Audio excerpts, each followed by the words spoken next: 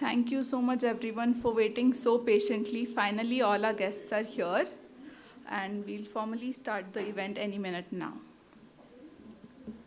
Vakratunda Mahakaya Surya Koti Samaprabha Nirvignam Kurume Deva Sarvakareshu Sarvada. Let's start the event by praying to Vignaharta Vinayak.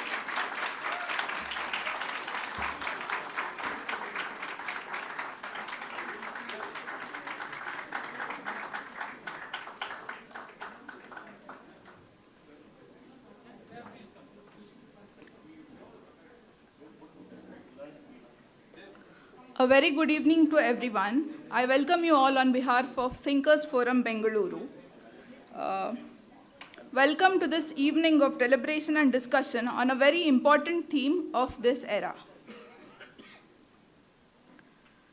Jana Pratibhuta Lokaha, which means the people are the rulers of the world. And this theme becomes extremely important when we embark on this discussion today about decolonization, democracy, and Dharma. For this conversation, we have all our guests with us. I am pleased to invite Sri Mohandas Pai, the chairman of RN Capital Partners. I request our volunteer Dhriti to please bring the memento to the stage.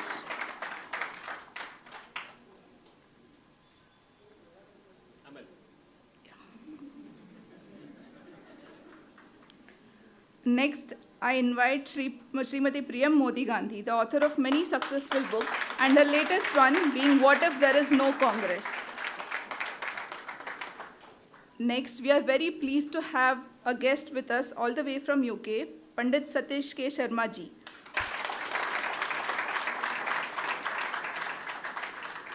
Fellow of the Royal Asiatic Society, author and Dharmic theologian. And lastly, and most excitedly, I welcome intellectual superstar and the Supreme Court lawyer,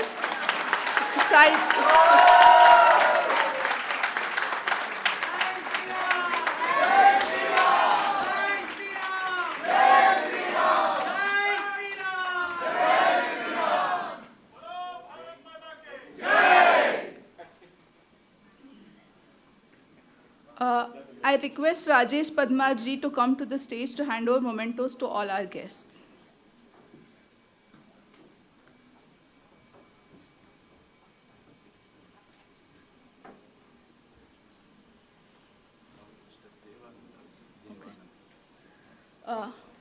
I request Devanand ji to come on the stage to hand over the mementos to our guests.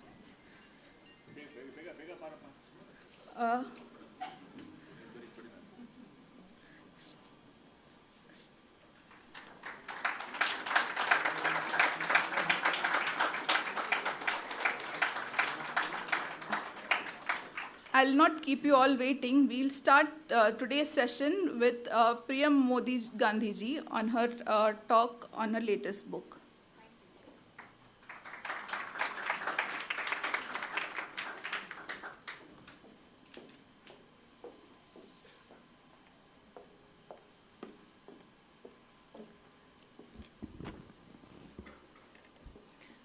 Good evening, everybody.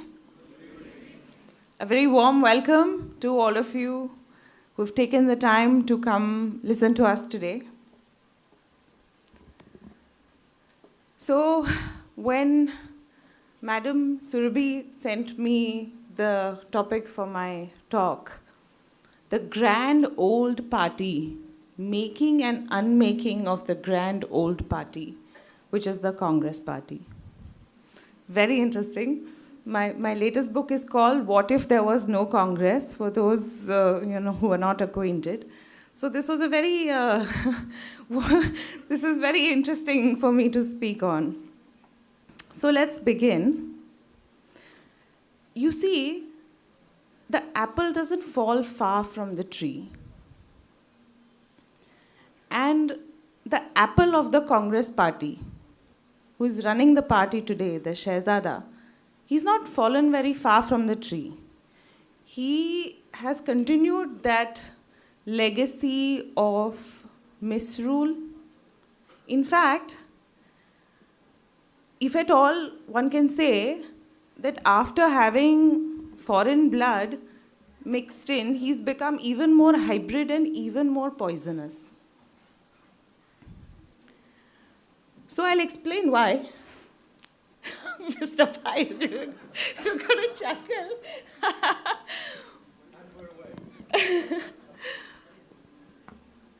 No, okay, so there are many of you, who are now going to vote. We are in election season. So I'll just talk about 5 points. I'll make 5 simple points. And then you guys make a decision about whether it's a more hybrid, a more poisonous version of the party or not. My first point is on national security. So from the time of Pandit Nehru, even before partition, see, we all know that he called himself the last Englishman to rule India. And of course, as an Englishman, he structured the country in such a way, he made up policies in such a way, he compromised national security in such a way, as if he was perpetually trying to please his English masters. Which is why even before partition, right from Northwest Frontier Province, which was strategic lands for us, to during partition also, we had so many negotiating chips to negotiate and sort of keep the land to ourselves as much as we could, because Muhammad Ali Jinnah was willing to accept a matchbox-sized Pakistan, as per British records. But Pandit Nehru chose not to negotiate. He chose to give away that land. Even before independence, in 1946, he's written a letter when the Brits asked him, can you recommend how we can give you freedom? He said, oh, I think you should divide this Bharatvarsh into multiple parts, balkanize it. Okay, the small princely states that are in the neighborhood should form groups, and those groups can function like independent entities. The big princely states can function like independent entities. Pakistan obviously should be given away. So he was willing to balkanize the country and give away strategic land. Even during his tenure, he gave away half of Jammu and Kashmir to China and Pakistan. Half. Yeah? Kachativu Islands, we all know. He thought they were small, inconsequential pieces of land which were his to give away. So the family has consistently given away land as if they own it. Yeah? Our motherland. And his daughter, Indira Ji, carried on that legacy. In the Liberation War, we must ask this question. Why wasn't the Indian flag unfurled on the land that was originally ours? Why not? Yeah, that would make more sense. But however, like I said, the family has consistently had masters which were not Indian, and now with more foreign blood mixed into them, where these masters are, how many they are, and what exactly they do, and how exactly they interfere in our country through the Congress party is not completely clear, and that's where the danger lies. The second point that I want to make is on terrorism and violence. For India, because of decades of Congress rule, we thought violence was okay. Violence was normal. Whether it was the Khalistan issue, even before that, during Indira Ji's time, when the Gaurakshaks came to the parliament demanding that you please protect the cows, she ordered open fire at them. Then it was whether it which turned into communal riots. Then whether it was during her term, the Khalistan issue that she conceived and created, after that the anti-Sikh riots, the 93 bomb blasts in Bombay, the whole 2000s era of extreme terrorism, we thought it was okay to live in a country where there is this much violence and terrorism. That was normal for us. It was normal for us to think that, okay, it's Independence Day and Republic Day, maybe there is a red alert, maybe either bomb blast ho jayega, maybe either cooker bomb फट जाएगा, maybe एक दो जान जाएगी, उसमें क्या है? Contrast that to today. In 10 years, we've followed a zero tolerance policy on violence, thanks to a very strong Prime Minister who follows a zero tolerance policy. You know, here I want to give an anecdote about Prime Minister Modi, since you all clapped so much, you know, when I said his name. When he was Chief Minister of Gujarat, he was on a show on national media, and the interviewer asked him that you take such a strong stand on violence, why? So then Chief Minister Narendra Modi said, Pakistan को जिस भाषा में समझ में आता है उस भाषा में जवाब देना चाहिए. So then the interviewer followed it up with another question. What about the global pressure, sir? So then Chief Minister Narendra Modi said, "Kaun sa global pressure? We are 1/5 of the world's population. We will create global pressure." And that's exactly what we are doing now. My third point, out of the 5 points, my third point that I want to make is on the economy, on poverty. Once again, just like violence, before that, let's say, the Shehzada of the Congress party, just a week ago, I think, in his speech, he said, vote the Congress party to power.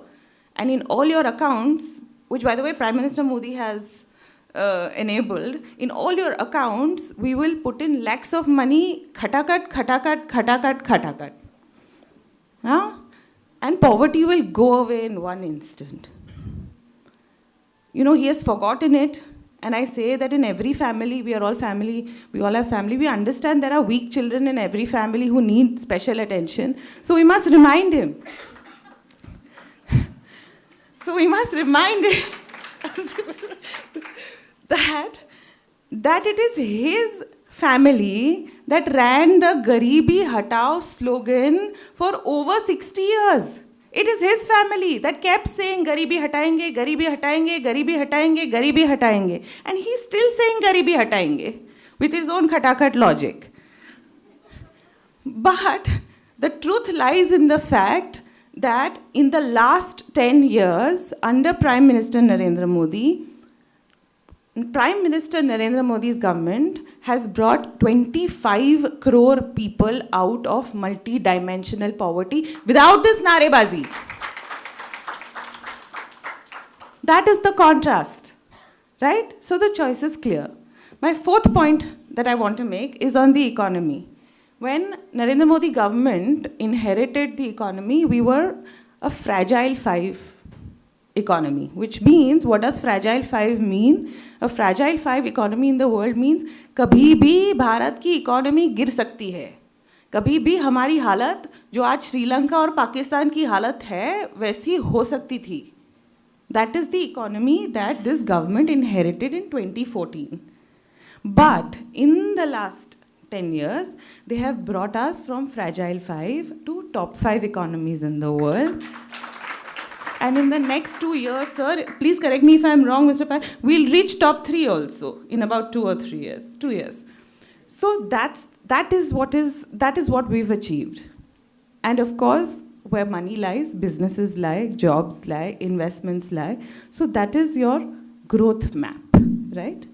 My last and final point that I want to make in this unraveling of the grand old Congress party is on Sanatan, which is the most important point in my opinion.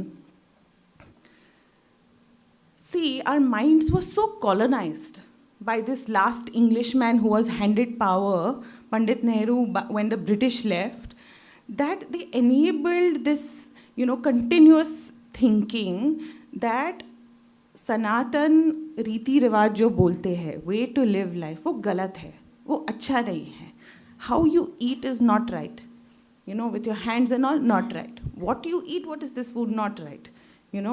What you wear, not right, not good enough. You talk your local language, not good enough. You don't talk accented English, not good enough. We've been systematically fed this thinking in our minds by these non-Indians, Finally now, I think in 2014, a civilization woke up. Our civilization woke up.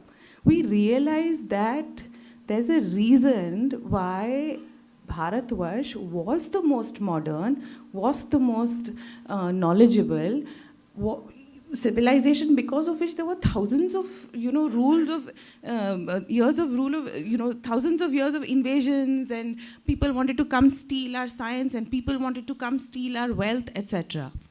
So the civilization took it in our hands and said, no, we want to achieve that glory, and we will achieve that glory. And of course, voices like Mr. Sai Deepak have a big role to play in that. So thank you. I think the country is obliged, sir. So before I end, I want to make this point, how the Congress legacy continues, which is anti-Sanatan. Once again, the Shehzada, few weeks ago, in his infinite wisdom, Mr. Rahul Gandhi, in his infinite wisdom, made a comment in my home city, Mumbai, and I quote him, "Hindu धर्म में एक शब्द है शक्ति, हमारी लड़ाई शक्ति से है." बहुत बढ़िया, शक्ति के साथ जो लड़ते हैं वो लिस्ट तो लंबी है, महिषासुर, शुंभ, निशुंभ, मधु, कैटभ, धूम्रलोचन, रक्तबीज, बहुत है, उसमें राहुल जी जुड़ गए। इस लिस्ट का फिर सबको पता है क्या होता है, खुद तो मिट ही जाते हैं, लेकिन परिवार का वंश आगे ही नहीं बढ़ता है, जन्म ही नहीं लेते हैं उस परिवार से। That is the power of Shakti. So, having said that, I feel the Congress party, now that it's fighting against Shakti, I mean, I don't think it can survive anymore. I mean, it's not in our hands anymore. They've lost it. Shakti has taken over. And so please vote wisely. We are in election season. And with that, I end my speech. So, Siyavar Ramchandra ki. Jai! Thank you. Jai Hind.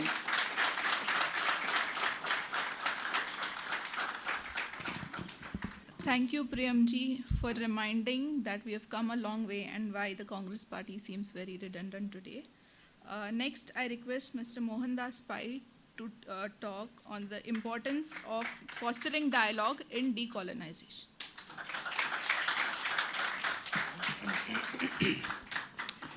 Dignitaries and my brothers and sisters, I'm very happy to be here. It's an intellectual feast to have such great intellects come and talk to us about a very important topic.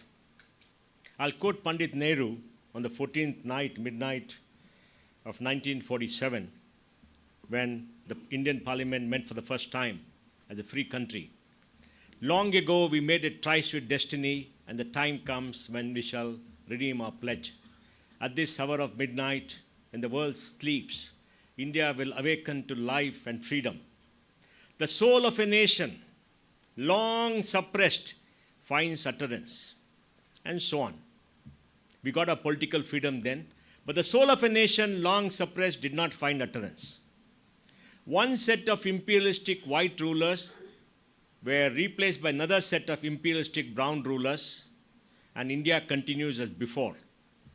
Delhi ruled us. Lutyens' Delhi came up. They shared in the spoils, and we remained in poverty and ignorance. In 1950, when you got a constitution, with the richest country in Asia, China was destroyed, Japan was destroyed, Southeast Asia was destroyed. Great Britain owed us 1.5 billion pounds for the war effort. Of the 5 richest families in Asia, 3 were Indian. And what did the first Prime Minister do? Being educated in the UK, under the influence of the Fabian socialist and Harrow, he suppressed Indian private capital and the Indian people. He brought in socialism. He brought in price controls, license quota Raj. Gandhi ji had warned him, this desh mein sarkar vyapari hai, us desh mein janta bikari hai. We became bikaris. But in 1950 to 1980, we became poorer relatively in the world than in 1950. Remember this. Remember this. We became poorer. We are more beaten down. In 1980, the world has no respect for us because we are poor. We are beggars. People in the 60s wrote about how the Indian nation will starve. We had famine in 67, 68, 69. Lyndon Johnson under PL 480, much before all of you, most of you were born, used to send us grain ships full of wheat, and we used to live ship by ship. And we had Lal Bahadur Shastri tell us, eat 1 meal less a day. We were a starved country, we ate 1 meal less a day. Those are bad times. And why is that? Because we were suppressed by bad economic policies. The world grew by 4.5% a year, 1950 to 80. Asia grew by 6.5%. India grew by 3.5%. Population grew by 2.5%. And per capita income grew 1% a year for 30 years. Important for you to understand, right? And then, 1980 to 90, we opened up. Economy grew 5.5%. And population grew 2.25%, per capita income 3.25%, but our debt went from 20 billion in 80 to 80 billion in 1991, and we had no foreign exchange. We are broke. 15 days foreign exchange. We mortgaged our gold, took $400 million, took an IMF loan, opened up, and from that time till now, GDP has grown from 5,32,000 crores to 2,94,000 crores in 31st of March 2024, a growth rate of 13% per year in rupees, and in dollars from 275 billion to about nearly $3.6 trillion, a growth of 8% per year in dollars for 33 years. That is the genius of the Indian people. Remember this. Never forget. You must defend your political freedom, your social freedom, and your economic freedom. We are free economic creatures. Government is not our master. There cannot be imperialistic rule in Delhi that Nehru did because of his background and because of that family. I felt a little bit embarrassed when he spoke about the truth about the family because, you know, I am part of the beaten generation. I'm part of the beaten generation. I graduated in 82 with a rank in CA, but we had no hope in this country. I didn't go abroad, but we had no hope in this country. And we were a defeated people, didn't know much. Of course, now we are very successful. We've done very well. But I like your courage and how you speak openly. I'm astonished at the freedom of speech that you have today. Because this country has lived in fear, till 2014. Fear of retribution. And it's the fear that created the electoral bond scheme. Because people will not give money to political parties openly because they feel a vindictive government can hurt them. Income tax rates used to come, everything used to happen. Of course, when rates happened earlier, Sai, you know, people called up the government and spoke to the minister, he made a deal and it stopped. Now, you can't speak to anybody, it doesn't stop. That's a problem. There's another kind of oppression that has come. I wanted to listen, to hear all this, and then I'll come to what is going to happen now. I think it's very important. And now, we've seen over the last 5, 7, 8 years, a new set of very smart, young, intellectually oriented, very logical people with data and facts stand up in India, speak boldly, and talk about the India of the future, and create a narrative based on our civilization, based on a heritage, based on a value system, all that is very good and noble about the India of the past and the India that's going to come in the future, so that we can all stand in the world with no fear and speak our mind as inheritors of this world with 17% of the world's population, and we shall work together to define the future. Based on Dharma, democracy, and decolonization. This cannot happen without Dharma, because Dharma pervades our soul. Every bit of us speaks about Dharma. It is there in our DNA. You can take an Indian out of an Indian, but you can't take Dharma out of an Indian. And democracy, we are inherently democratic because we are so diverse. Inherently democratic. We give space to everybody. It's the only civilization in the world, please tell me if I'm wrong, because you're wiser than me, where the scholar sits on the top of the totem pole. One of the most powerful people in this country is Sai Deepak and Priyank and Panditji, because we listen to them, because they're scholars, and this country respects the scholar, not the soldier first. All countries have the soldier at the top. Here it is the scholar. In the old king's palace, in the court, when the Rajguru comes in, the king comes down and washes his feet, treats him, makes him come sit next to him on a higher throne and listens to him. Why? Because there is knowledge. Knowledge is the most powerful thing human beings can have in civilization. There's only one person in the world who has the power of the soldier and the power of the scholar, the US president, and he can press a button and blow up the world. And our forefathers knew knowledge with the sword is too powerful, it has to be kept separate. And people with knowledge should pursue knowledge and not richness and not wealth, because you can, with that knowledge, create great wealth and destroy society. It is done in a very subtle way. And we are amazed at that as we recreate. India will grow rich. $5 trillion by 2027 earlier, $6.5 trillion by 2029, 10 trillion, 2032, 33. One more year doesn't matter. What does it matter? We've been around 5,000 years. But India is in ascendancy. And young India, people, all of you like this, are bold, courageous, fearless, logical, and speak with data. And that is what will take India forward. And today, we'll have people like Sai, one of the great thinkers of the last 7 years, who will argue before you how to create a decolonized mind, remove the vestiges of colonization, of slavery for 800 years. 1,000 years? 800 years is debatable. And after independence, where the imperialistic rulers in Delhi and the cohorts tried to suppress our freedom and make us feel bad about what we are, about our heritage, about our civilization, denied us our past to perpetuate the same kind of rule, but they're losing out. They're losing out because bright young Indians like Sai Deepak and Priyank in India are coming and talking and explaining and arguing with them. And you can't win arguments against the truth. When they speak the truth with the passion and energy they have, and is going to do it now, and you heard Priyank as a, what did Modi say? Trailer. When you use Priyank, when Priyank is a trailer, Mishra Sai and Panditji come. Panditji is fighting his own battle in the UK, and the British can't put him down. Not can the jihadis in UK put him down. And because his mind is pure, logical, he's a thinking person, very polite, and that's the way we got to be. Sai is, of course, a little bit more aggressive, a little bit more vehement, because he's a much younger man. Blood is very hot. And it's very natural. When you're young, your blood has got to be hot. Priyank is also like that. Blood is very hot. Hopefully with age, they'll be slightly milder. Though Sai, you should continue like this. So I want to stop here. I want to stop here and say I'm very proud of my country. I'm very proud of young people like Sai, like Priyank. I'm very proud of Vikram Sampath, the resident intellectual for Bangalore for many years. The resident intellectual for Bangalore for many years was Ramchandra Guha. Lately, no, he's a brilliant man, please, brilliant man. Lately, he's become very bitter for whatever reasons, because he thinks he has a duty to save India.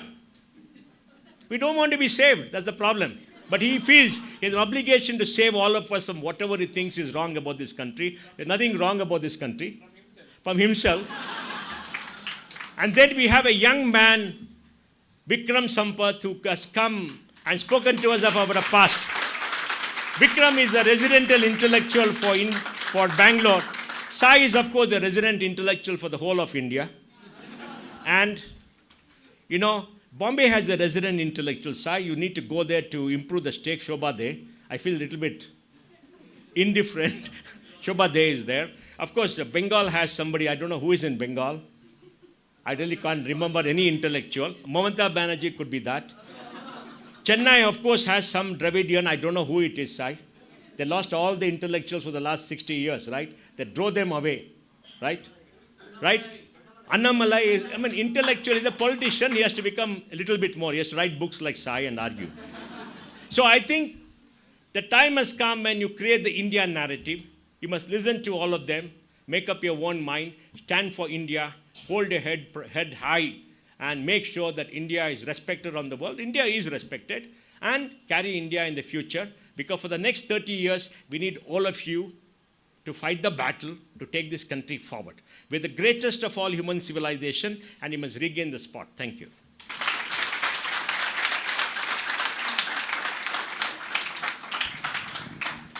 Thank you, Mr. Fai, for reminding us about our civilizational values and what inspiring us to do our bit much better for our country.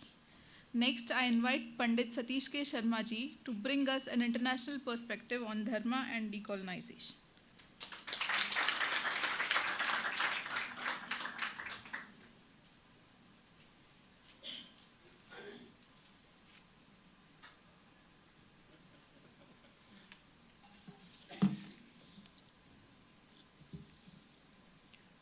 Om Guru Bhyo Namaha. Jai Shri Ram. Thank you, Bangalore, for such a warm welcome. And thank you to the previous speakers for having raised the energy so high that it's an easy act for somebody who's quiet and soft-spoken to follow. I'd also like to thank the Thinkers Forum for having brought such an incredibly diverse and amazingly energetic and very, very powerful group together. So thank you for your vision in bringing everyone here. Before I start, I'd just like to also declare that I have discovered a new deep friend, because amongst deep friends, there are only deep friends who do certain things to each other. And it would only be a deep friend who would invite me to a gathering and then arrange for me to be the entertainment. And I'm really looking forward to an opportunity to declare my deep friendship with the gentleman who has done that today. But it's a pleasure to be here, Mohandas.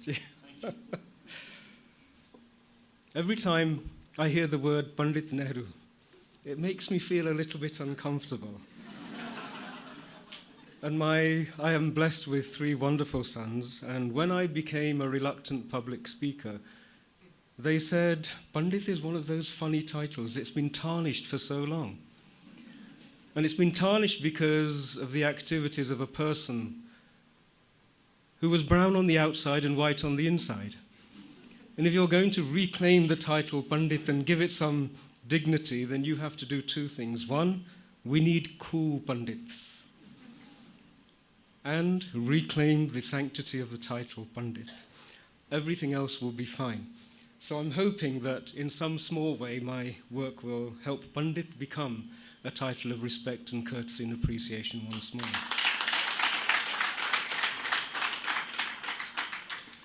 Normally I speak with an audience who I have a little bit of familiarity with, and so you know what to say, and more importantly, you know what not to say. And since this is a new audience, and also that it's being streamed live, I'm going to make a few safety announcements. For a long period of time, 2/3 of the world has called us infidels, non-believers. And that's a title that we should appropriate with respect and with dignity and with pride, because what it means is we do not impose beliefs on anybody else. So if I say something that you find unbelievable or you want to reject, I happily give you the freedom not to believe it at all. I don't need you to believe a word I say. And the same goes to everybody who's watching it on the live stream. Turning to the topic that we're talking about, Dharma, democracy, and decolonization. An incredible topic, very timely. And I want to approach it from the point of view of somebody who has lived in the land of the people who mastered colonization. The very first nation which was colonized was actually England, and it was colonized by the British. The indigenous English are incredible people. Will Durant, I think, he wrote in his work, The Case for India, that the Englishman is an incredibly wonderful being, but the Britisher is one of the most evil creations on the planet. And so Kismet has decided that I needed to spend my life in the land of Adharma, Avidya, Asat, and everything else. And so I have a wonderful understanding of the decolonization and the colonization process. So I'm going to share with you some of those thoughts. And I'd like you to understand that those who live on a mountain have never seen a mountain. You do not know the mountain that you live on. And there are towering mountainous figures who have appeared on this land. And from a distance, we see them with an objectivity and an appreciation that perhaps is not so apparent here. And so do recognize, what's the phrase, ghar ka murga or something? Dal barabar, I think, is what they say. So I want to bring to your attention that actually there is something happening and you're part of it, and it's an incredibly exciting experience at this moment. Democracy. Only dharmic people can make a democracy work. Who here wants to have a voice in their future? Show of hands. Okay. The reason I ask that question is that it's only our tradition that believes that to be incarnated as a human being is a good thing. Only we have got the darshana where we say that Devi Lakshmi, Bhudevi, her sadhana over millennia have created an environment where a human being, a manushya, can incarnate. You know, we are the pinnacle of her sadhana of running millions of years. So we say it's good to be a human being. We don't say that humans are born sinners or creations in some way destructive. We worship her sadhana, and so every human being on the planet for us, we recognize them as the fruits of Lakshmi Devi's sadhana. We're the only people who have that perspective. And if you don't have that perspective, you don't want a democracy. If you genuinely believe that people are in some way naturally corrupt and they have to be controlled, then why would you give the majority of them the opportunity to decide how a society functions? And there is another interesting aspect. Democracy is the dharmic yearning inside every human being to have a participation in their future, in the future of their family and their lives. So when you see throughout Europe democracies struggling, the dharmic essence of the people is wanting expression. If you don't live, breathe, and work with that understanding that people are good, and in the majority they are inherently and intrinsically good, then you organize your affairs in a different way. So any political party which is a monarchy in disguise, whose tattva is to dictate with some sort of divine appropriated privilege, they don't believe in the democratic goodness of people. If they don't run their affairs in that manner, how on earth do you think they are going to invite you to participate in your future? It's not going to happen.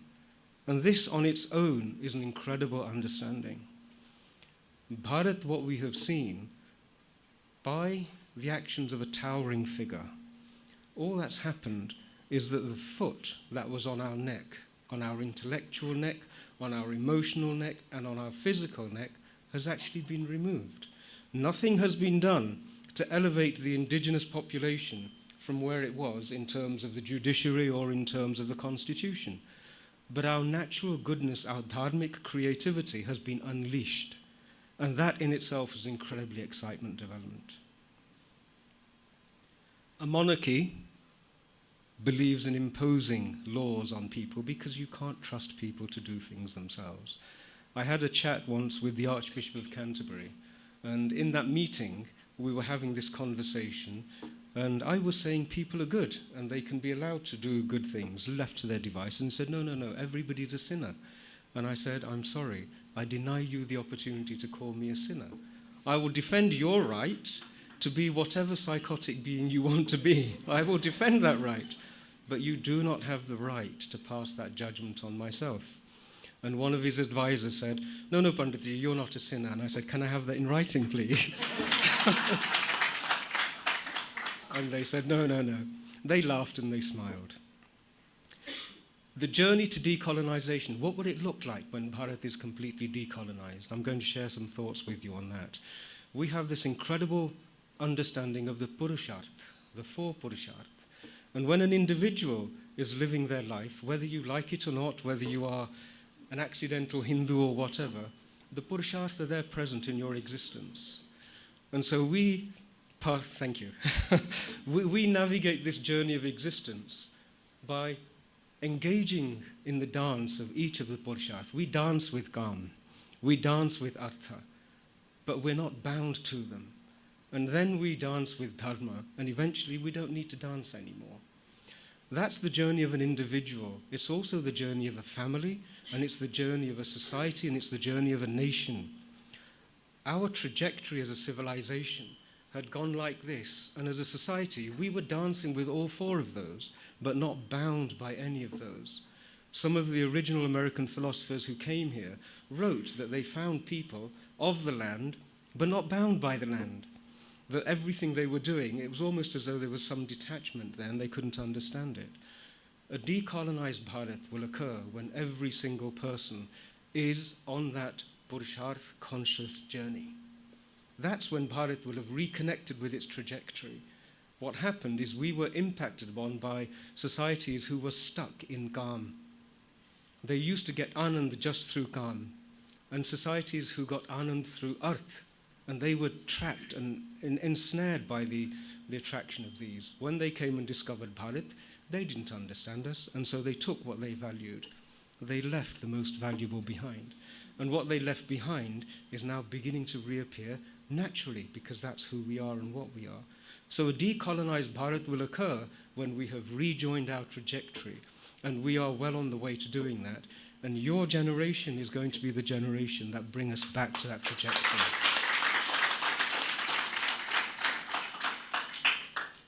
Prime Minister Modi ji is the living embodiment of the Purusharth. He is living the life of somebody who is completely connected with the Purusharth. He is enjoying Anand. Kam is the sensory stimulation that gives us Anand. He has transcended that. He is enjoying using Artha, but he doesn't acquire it and keep it and store it for himself. There is obviously harmony in his activities, so he is a dharmic being, a completely dharmic being. And he is so detached from what he's doing, and that's why he's so powerful. Because once moksha has been been given to you, then you acquire the real power.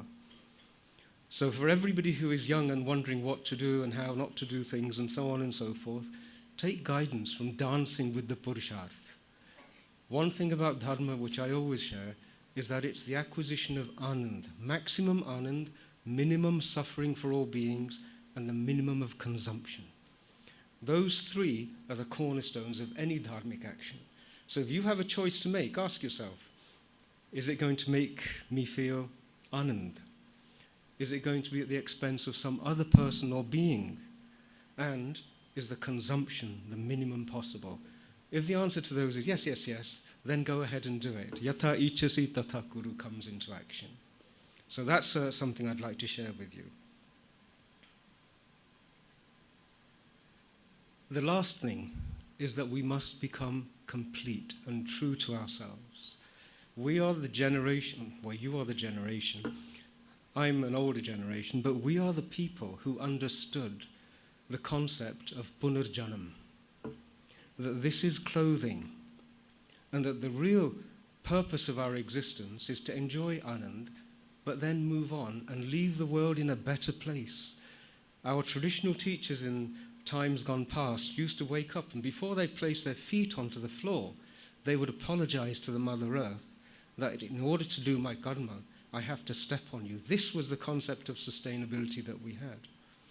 The other thing we learned is that Anand is something you experience in this space. If you think of a headache, you experience it here. If you bump your elbow, your funny bone tells you where that is. So Anand is experienced inside of this form. We learned how to experience Anand without any external stimulation. That is the pinnacle of human existence, to learn how to be in a state of Anand without any external impetus.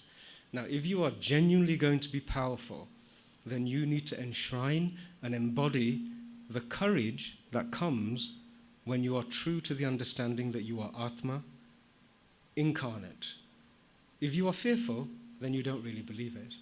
And I say this to many of our elders, especially some of our rishis and gurus. I say, well, our children are the greatest hypocrisy detectors. And if you're going to tell them that you are Atma on a journey, but you're fearful, you don't know what's going to happen, they sense that there's something not right. If you try and embody the fact that you are Atma, then watch how a dharmic world opens up to you and gives you what you need. The most powerful person is one who is established in Atma, and only our tradition gives you that power. So if as youngsters you're looking for utility from Shastra, what could be of greater value than the understanding that you are eternal? I had in that conversation with the Archbishop, we were having a difference of opinion. They were criticizing Sanatanis, and so I'm sitting with the table. And so I said to him that unless your mischievous evangelicals withdraw the attack that they have launched on us, then we will destroy all Hindu-Christian dialogue in the United Kingdom. We will burn the bridges because you have put us in an existential problem. And around the table there was a little bit of sensitivity. And so I said, and if I don't finish it this time, we're reincarnationists, I'll come back and finish it. And at that moment, everybody laughed. They laughed nervously, but they did laugh. The last thing I want to share with you is that there is a war being waged, and that war is directed at the younger generation. The documentary, Modi the documentary, is an example of that war that's being waged. And it's an old philosophy that's being applied. And basically, the essence of this philosophy is this. You look for a cause, any cause, even if it's fictitious. And what you then do is go to war on the basis of a fictitious cause. And we're dealing with the masters of propaganda. And their objective is to reach the young, innocent, genuine people of Bharat and to radicalize them and to separate them from this trajectory that I talk about. Some of you may have seen a recent video of a very tragic young lady, Riddhi Patel, who was so radicalized that she literally threatened members of authority and damaged herself. There is another video of a lady called Avantika who was receiving an award in Harvard, and she stood up and spoke so eloquently, and I was so impressed, and then she said, and I dedicate my award to Gaza. Okay? And I'm thinking, why is she not dedicating her award to the disappearance of Hindus in Pakistan, or what's happening in Bangladesh, or even much of what's happening here? And the reason is that they have been reached by the most cunning, clever, you have to appreciate and respect them for their expertise in this. They're going to try and reach out to each and every person to do this.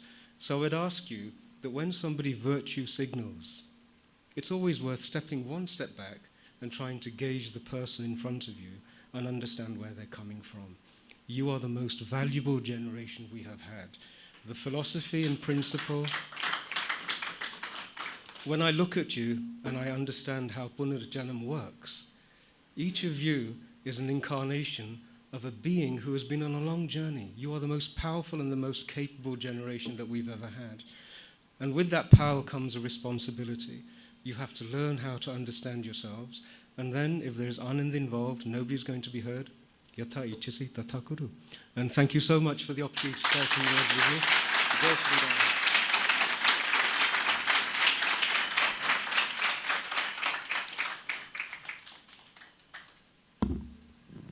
Thank you very much, Panditji, for reminding us of our guiding values that our Dharma entails, and for also reminding us that as young people who represent Bharat, we have a strong responsibility on us, and it's a pride and pleasure to be born on this holy soil.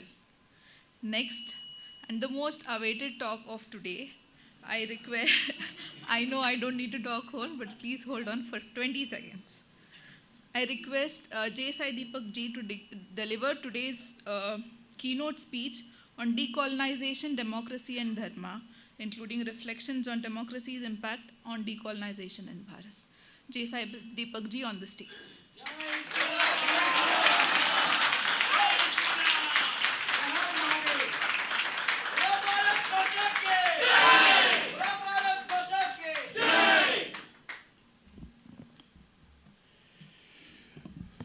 Namaste. Jai Shri Ram. So I have a splitting headache because the feverish writing of the third book is underway. So I have a deadline, I have to finish it. I have to balance it with my commitments as a practicing litigator during the day, and then balance this with writing schedules of 2 to 3 hours in the night. So my apologies if there is a drop in the energy levels, but I think the best part of sharing space with all these dignitaries is that they have a sobering effect. and especially what Pandit Sharmaji spoke at the end of it. I wish he had continued for a few more minutes. So I was just thinking, how do I connect decolonization, dharma, and democracy? And I think, I just said Justice Sharma, I'm so sorry. Pandit Sharma has just given us a fantastic foundation for it. Between decolonization, dharma, and democracy, what's our priority? Okay. What is the path? Decolonization. So what is the role of democracy? Exactly the point. Exactly the point. So the question that you need to ask yourself is, what is the destination? What is the intermediate step? And what is the path? Had this been a left of center audience, there's a decent chance that I would have been told the priority is democracy. Yes. Not that it's a bad thing to have. I'm not making that statement one bit. I'm not making an anti-democratic statement. But what is under fire? Dharma or democracy? Dharma. That's it. Those are your priorities. So does it mean that we don't care for democracy? No. Exactly. Because the leftist is bound to see this as a zero-sum equation where he thinks that we are having this conversation in binaries.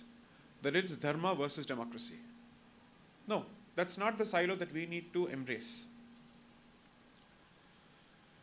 Why is this crucial? One of the things that I have been asked to touch upon is whether decolonization is saffronization. Should we allay somebody's fears on decolonization translating to saffronization? I'm sorry, I would say yes, it is.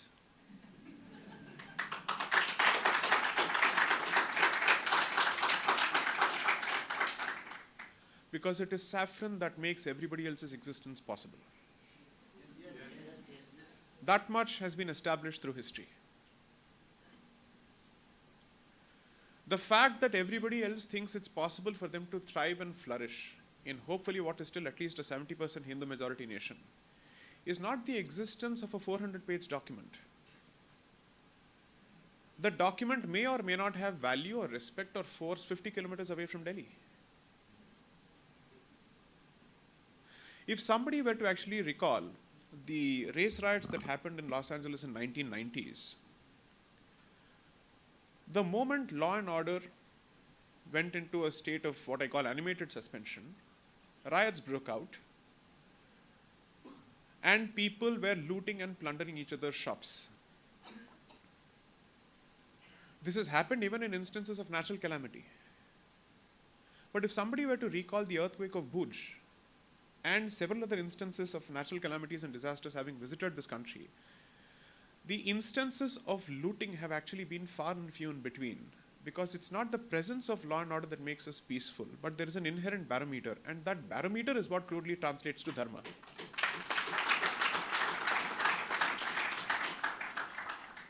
Now here the important aspect that I think people forget is that we have inherited dharma as a sanskara. Now what do you mean by sanskar in so-called modern terms? Sanskar effectively translates to certain traits that have been encoded into your DNA thanks to at least 3 to 4 generations having practiced it. Exactly. So you may call it epigenetics today. You may call it epigenetics today, but we call it sanskara because we have imbued it with a certain degree of sanctity. We have sacralized everything. What do you mean by sacralizing everything? Making everything sacred. Not making everything religious, but making everything sacred. That is what preserves respect. That is what keeps karma in action all the time, where even the worst of criminals has to ask himself, if I were to do this, would I have to pay the price in this life or the next? Or we believe in the concept of a pious sin, which means the sins of the father will visit the children, in fact, right? So there is a very clear anthropological epigenetic relationship that we have established between action and consequence. What level of sophistication must it take for you to understand human consciousness for you to arrive at this equation? And how many thousands of years of trial and error we would have gone through to actually break this code when people are struggling with artificial intelligence today? Artificial intelligence is at the end of the day a replication of human consciousness. It should be Bharatiya, so should be at the forefront of it. Not yet. Not yet. Hopefully we should be. And hopefully we don't reduce the conversation about artificial intelligence merely to reduction of jobs. It has a much more dangerous consequence if it is wielded without a dharmic code. Hence, Dharma. So, Dharma is that code of conduct. I'm trying to connect all the dots that everybody has just placed before you. When Sri Mohandas Pai, and I'm grateful to him for his effusive praise of me, which I genuinely don't think I deserve, and I'm not saying this from any sense of false humility, I'm not a humble person one bit. I just don't subscribe to the colonized sense of Indian humility under any circumstance. If I'm good at something, I will own up to it. If I'm not, I will not claim it, period. One is that when you realize that you need the Chaturvarna system, the much maligned Sanatana Dharmic system that is under attack in the neighboring state, is that it realizes that arrogation of all forms of knowledge and power in the hands of one individual is deeply problematic. And therefore you say, I don't know how many students of law are here. How many? Anyone? Okay, good. If you're in law school, as part of jurisprudence, you're taught something called as the Hegelian matrix. And what does this basically say? It's a cube. And in that cube, every vertex represents either a right or a duty. So one vertex will represent the right, and the other opposite vertex will represent the countervailing duty or obligation. To say that there can never be a right without a duty, or vice versa. And that is what we effectively say. Arey Baba, if you think this is the sense of, let's say, entitlement you're supposed to live with, then it also comes with certain obligations. And those obligations translate to the different forms of karma. You can call it Samanya Dharma. From there you go to Vishesha Dharma. Then you have Nitya Karma being specifically enforced as part of your personal code of conduct. So you're constantly told two things. Your vocation is not just a job. Take it seriously, because every other aspect of the society depends on you doing a job well. So nobody needs to treat us, or rather teach us, dignity of labor. But we need to teach ourselves what we knew once, which is dignity of labor. A lot of people believe that the destruction of the existing traditional structure in the pockets that it exists is the only way that Hinduism will become united, or the Hindu society will become united. I think that's misreading the entire situation. So during the Ambedkarite movement and around that period, there were quite a few movements, and there was a huge conversation going on within that movement, and it was not as if it was a monolithic movement. There were multiple voices within coming from the same set of backgrounds. So without dropping names here, because who knows what kind of name will lead to what kind of legal action, I will basically give you a few pointers, and I trust the intelligence of the Hindu audience to draw its own conclusions. One, if there are non-Hindus, you're welcome to suffer this. One is basically saying Hindu Dharma is the root of all evil. Its manifestation is Varnashrama Dharma. So if you want to finish Hindu Dharma, finish Varnashrama Dharma. And therefore a book comes out. Second, there are other people within the fold saying, you know what? We are not fighting here for destruction of Hindu Dharma. We are fighting for our rights to be respected equally as Hindus. And we don't wish to convert out of this religion. This is the religion of our ancestors. We will die on the funeral pyre as Hindus. Unfortunately, those voices which took this position never got any place in history books.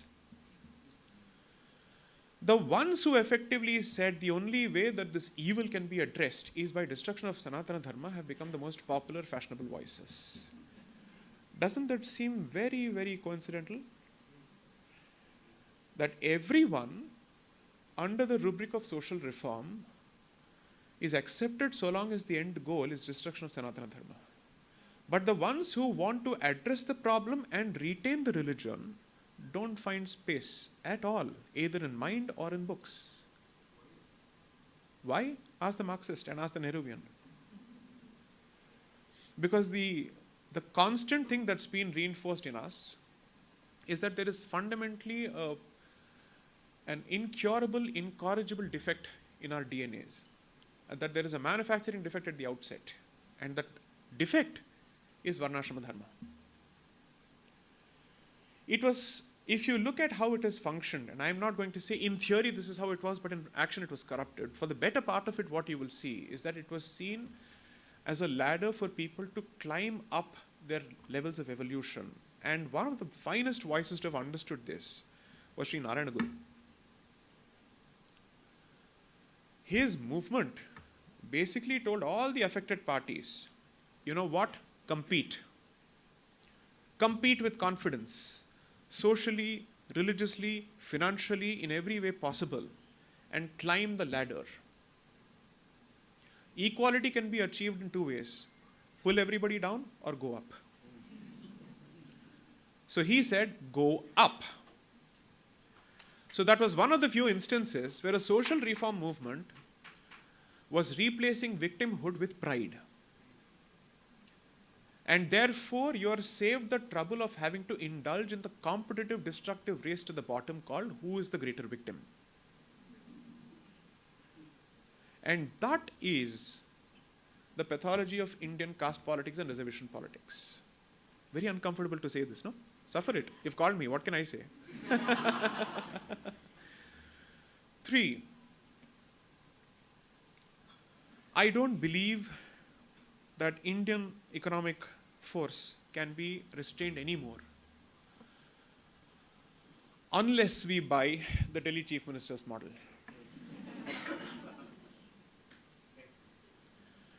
That model follows a scorched earth policy, which is if I can't have it, I will destroy it. And that it is power. And the casualty is Bharat. And I don't see the point in naming a person because that's a mindset that is prevalent across the country now. Correct. There is a multiplier effect the moment you're in Delhi, for good or bad. But the point I'm trying to make is you must realize that you can fixate on individuals or you can fixate on mindsets. And the thing that always lasts is an idea. So it is attitudes and ideas that you must focus on. And that requires you to understand what is this process of decolonization. I've been accused of being a Brahminical stooge who's trying to use decolonization to bring back Brahmin dominance. A lot of people have actually said this. I said, the moment you do this, you are perpetuating the stereotype that has been perpetuated about us by missionaries during the colonial period. No matter who does this, whichever party, whichever outfit, whichever ideology does this, has bought into this fully. 3, from the lofty heights of Pandit Sharma's discourse, I must say all of this talk is useless when you're failing or losing the demographic battle. Fertility rate is what ultimately it comes down to. And you don't need state support for it, the good part. If you need state support for it, there's a problem there. So my point is, aspire for the lofty heights of Dharma, but the best part about Dharma is that it has its feet firmly planted in Bhumi. And therefore it says, as much as someone must indulge in the study of the Vedas and impart it to the rest of the world, there must be someone holding the sword, making it possible for the rest of us to lead a dharmic life. And it must be equally possible for somebody to generate wealth because you can keep chanting everything, but buwa kahan se aayega? And who is going to ensure that the society keeps running? Respect everyone. That's the point. Perhaps we should give this solution, a tentative solution, a shot, because all our social reform initiatives have fallen flat. If anything, they've only created a deeply casteist and intense society and divided society. I don't think that from the 1920s to 2024, we have become a society which is much more confident of its identity and of its unified nature. It has become even more divided. So, I've always said this. I'm very, how do I put it? My interest in the political aspects of decolonization are secondary, because that is only incidental. I'm more interested in the societal aspects of decolonization because that's more lasting. It is slower, but it nevertheless pays its rewards. How many of you have been offered a biryani packet and alcohol to come here? To hear such a dry topic on decolonization? Surely, all the efforts that people like Dr. Vikram Sampath and generations of unsung heroes have put in have finally paid off, because that literature is beginning to surface now.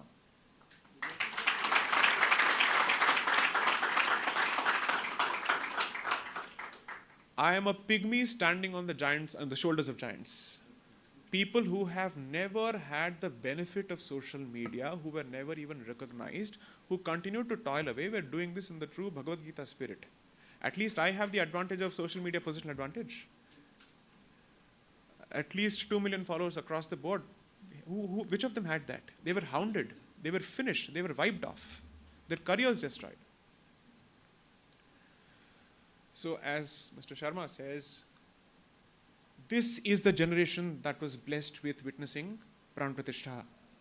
Don't ever forget that. Don't forget that. Don't forget that. It's a windfall gain, which none of us, allow me to say this, deserve. It has been handed to us on a platter, hoping that we will understand its significance and continue the work, and that we don't have to wait for another 496 years to reclaim the rest of the thousands of occupied sites.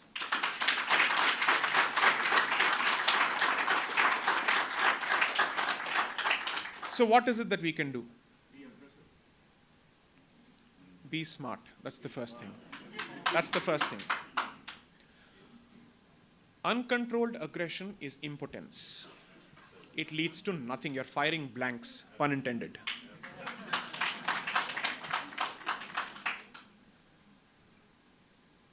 Choose your field of activity depending on what the Devatas have blessed you with in terms of skill sets. And find a way to contribute to this ongoing silent movement in your own spheres of influence. Everybody must become a Hindu missionary.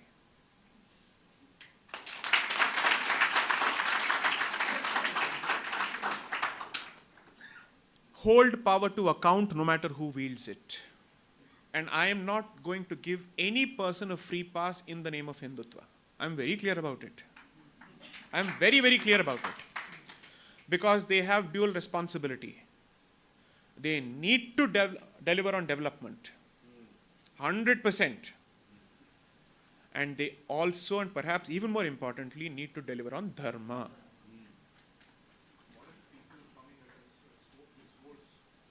I'll answer the question. The Q&A will come. Don't worry. I am here to answer the questions. My point is very simple. Assume for a moment that you become a first world country with first world infrastructure and you have lost Dharma. You could have done that by converting hundreds of years ago.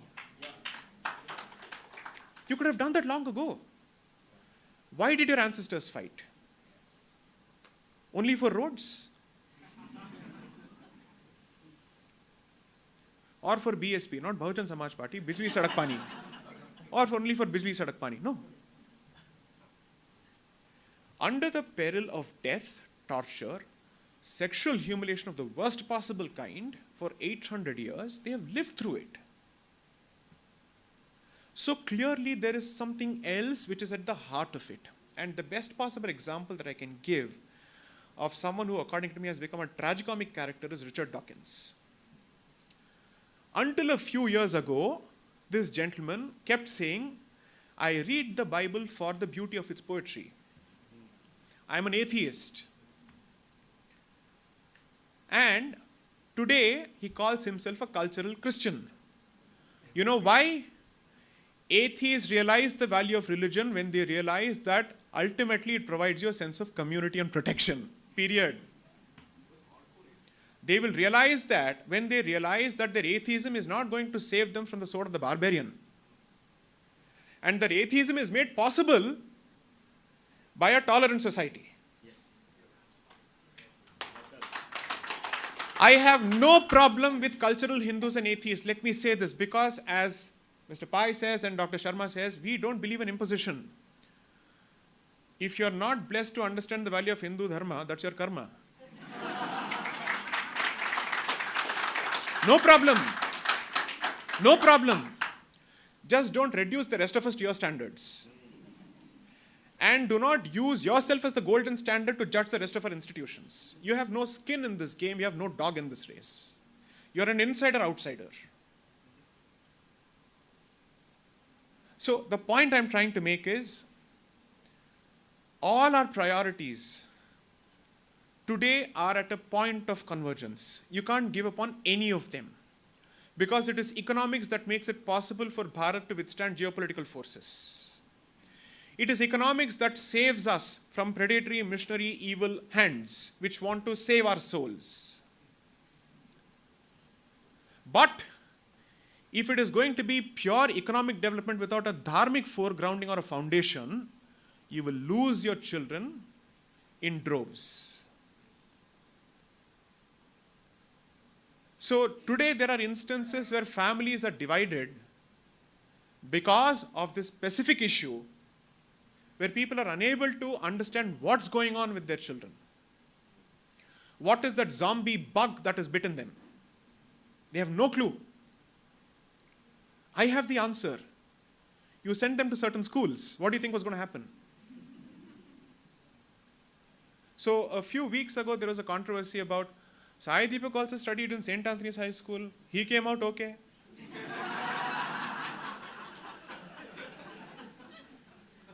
I'd say, Baba, that was destiny. That was not the intention. Surely they didn't intend me to come out like this. Are you going to play on this chance? Or do you want a process or a system to address this problem?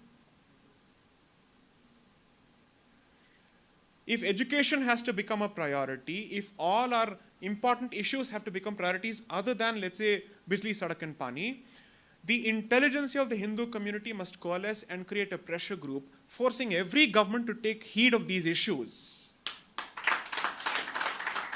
Otherwise, the last decade, which was fantastically successful on the economic front, every initiative that the government wanted to bring about in the interest of this country was stalled by students. Whether it's the CAA or the NRC or whatever it may be, students were fielded as weapons on the streets. So if you think that history education is the pastime of the rich and affluent, and it's a storm in a teacup, well, that storm is playing itself out on your streets. And you don't have a response mechanism.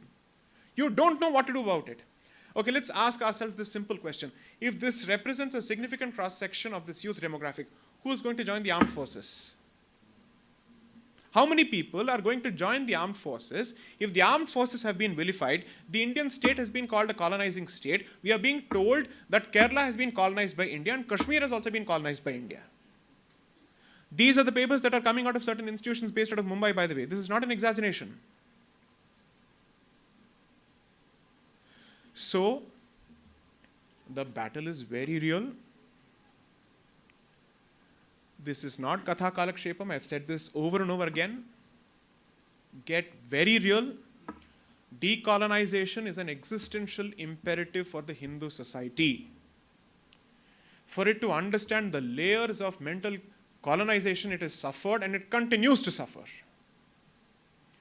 This is going to be an extremely volatile, uncomfortable period because you're not going to fight an outsider. You're going to have constant arguments and battles with the insider, trying to convince that your ancestors were not savages and that they were not inhuman oppressors.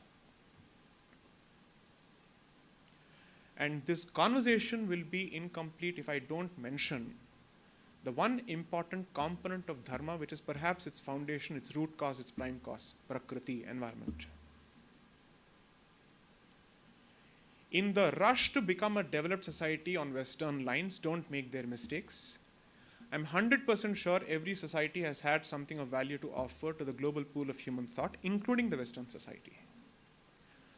Try and learn from them whatever is good without slavishly importing it. But ask yourself whether it would work for this country, for its local conditions, for its population. Ask that question. Don't be a mental slave where you simply import something merely because it works outside. Whether that entire economic model works here, what is the indigenous Bharatiya working economic model that we can think of that strikes a balance between the genuine aspirations of people to rise above poverty and also preserves environment? That's a hard question that we need to ask.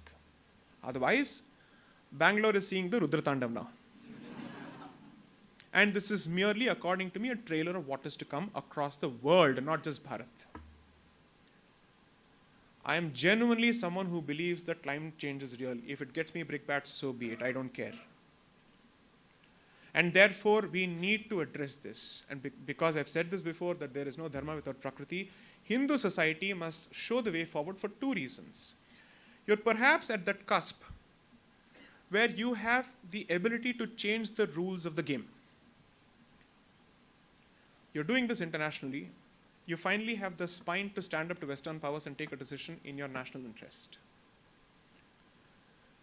You must show the very same spine in revisiting the economic model, especially in eco-sensitive zones, so that you don't make the mistakes of the past and leave an irreversible problem for the future. So demographics, decolonization, Prakriti, education, history. All major points have been touched upon. So when you go to the hustings this time, I am not going to ask you to vote for any particular individual. I am going to ask you to invoke your conscience, to ask this simple question. Even if somebody may not be able to do all of this, who is the best possible candidate with whom we can air these expectations and hope that we can push them in the right direction to get the job done? That is the simple, practical question I will ask. Who offers the best possible, let's say, alternative or option for at least some of these aspects to be addressed so that this journey can be taken forward, because this is going to be at least a 25 to 35-year journey. And with what is happening in the Middle East, you need a firm hand to steer this ship. You need money, you need spine, you need clarity of vision, and you need character. Someone who knows that they're answerable in the afterlife to the gods above, and someone who has a conscience. Who that individual is for you to decide. I'm not here to spoon feed at all.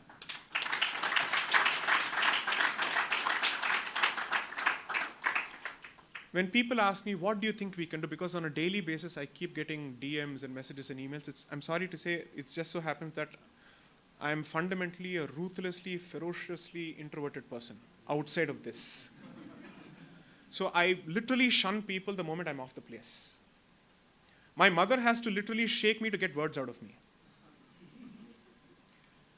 So when people keep asking this question, so I thought I'll actually put out a video of some sort, but I'm against the concept of a self-recorded video because it goes against the optics of being a practicing litigator, so I don't wish to do it. So I'll use this forum to present a few actionable deliverables within your power that you can do so that you know what is it that you can do to take this forward. One, all the opinions that I have today, I've had them at least since 2004 or at least since 2009. I tried telling the very same things to a lot of people around that period. But why should anybody listen to me? What has made it possible for me to get an audience is my command over my subject.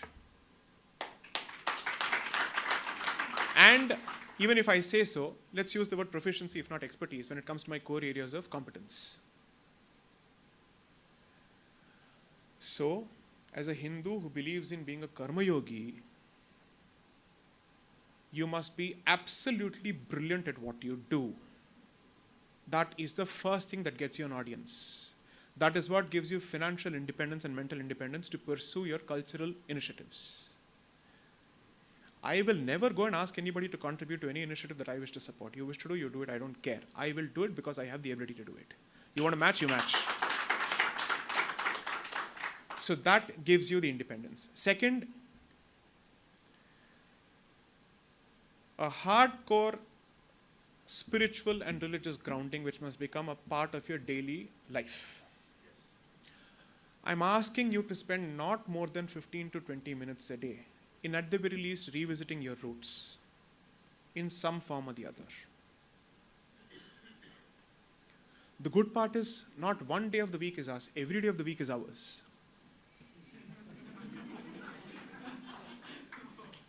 So, this battle is not ultimately a battle which is political, it is a battle of commitment to your astha.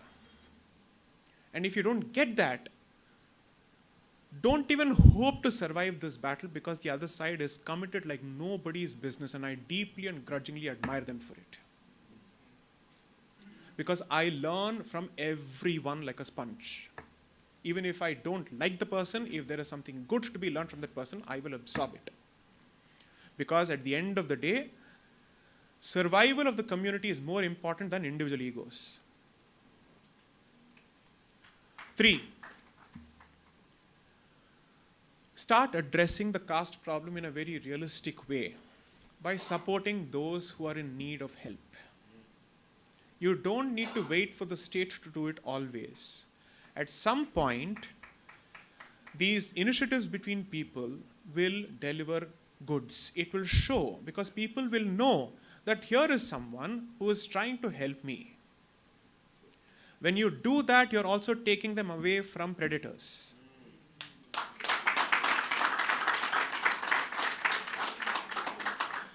The more we go down a political discussion on reservation, it will only divide us further. The answer lies in society, not in politics. I've said this often, over and over again. When temples become the point of convergence, where they preserve their traditions in accordance with the Shastras, because I certainly believe that Shastras have a value no matter who calls me what, and they also perform their societal obligations and reach out to the underprivileged, that is exactly when you're actually in a position to start having a decent, honest, and calm conversation on reservations. Until then, this conversation will never start. No political entity has the incentive to start it. They have a disincentive to start it. So here, society has to take the lead. 3. 4, please keep a watch on your children. Unrestrained independence is not a badge of honor. It's not a badge of pride. Don't wear it shamelessly.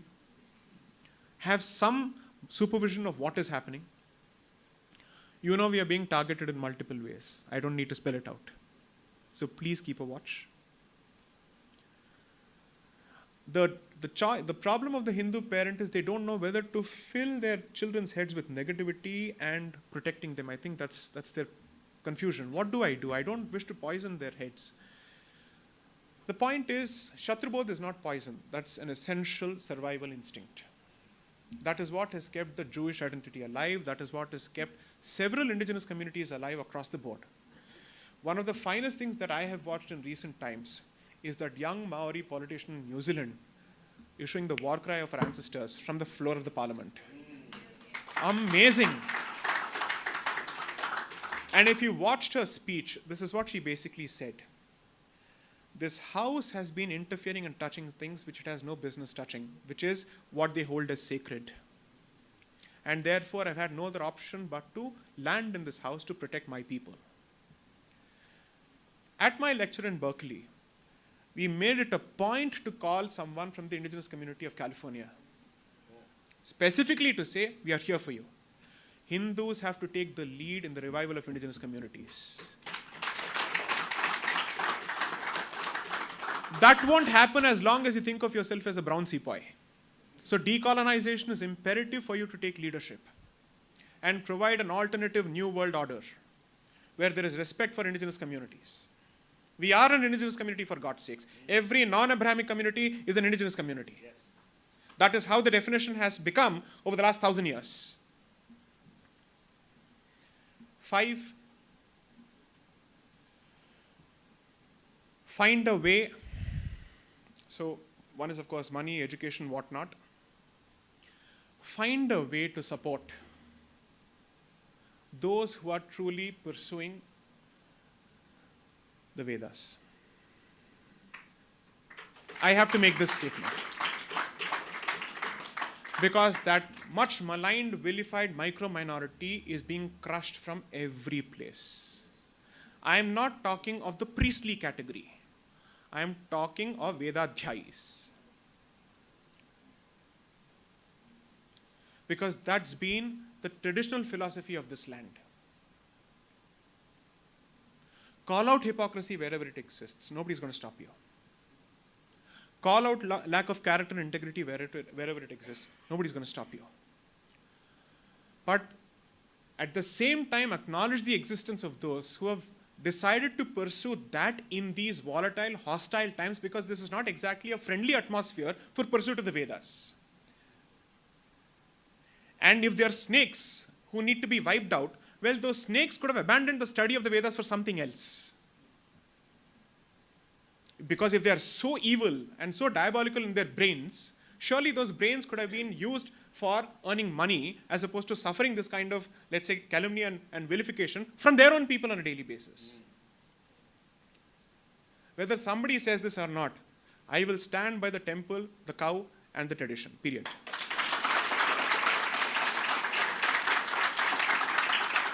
My parameters of Hindutva will start and end there, period. Dilution of these first principles is dilution of Hindutva. What have I said which is remotely against any other person? All of this is to address internal problems, internal issues, internal inconsistency and discord. So for those ultra politically correct people, oh, does this speech have something that will create trouble for me in my office spaces? If I follow this? Well, if it creates trouble for you in your office spaces and you still decide that the office space is more important than protection of this culture, you deserve the fate that's coming your way. Then you have no reason to whine about this. Because at the end of the day, Dharma is universal, which means if Hindus don't want it, Dharma will find other Hindus. Which it is doing in Russia, it's doing in Europe, in UK, and in the United States, and in Africa. In Africa. So you don't want the wealth that your ancestors have given to you. There are others. That's exactly why the appropriation of traditional knowledge systems is going on at such a rampant pace from universities in Germany, which has been going on for hundreds of centuries now, or at least hundreds of years now, because they were the first ones to actually understand what was going on in this place. They decided to set up chairs. So the SOAS and all the Oxbridge universities came much later. It was the German Lutheran who decided that he needed to appropriate this knowledge. So you want it, protect it. If you don't, it will find a way. So you don't need to protect Dharma. Dharma will protect itself. There's a fantastic a stand-up comedian by the name J Sai Deepak. I love his speeches. The one thing that he said about nature and climate change, he said, who do you think, and I'm not using the French that he used here, he said, who do you think you are to protect nature? Nature will protect itself. All it has to do is to hit reset and you're done. And the ice age will come and the whole cycle starts. So don't go under a messianic complex. You're doing this in self-interest and self-preservation, period. You don't wish to understand that? One deluge is enough. Pralay is enough. And then we are back to square one, drawing board stage. So with this, thank you. As always,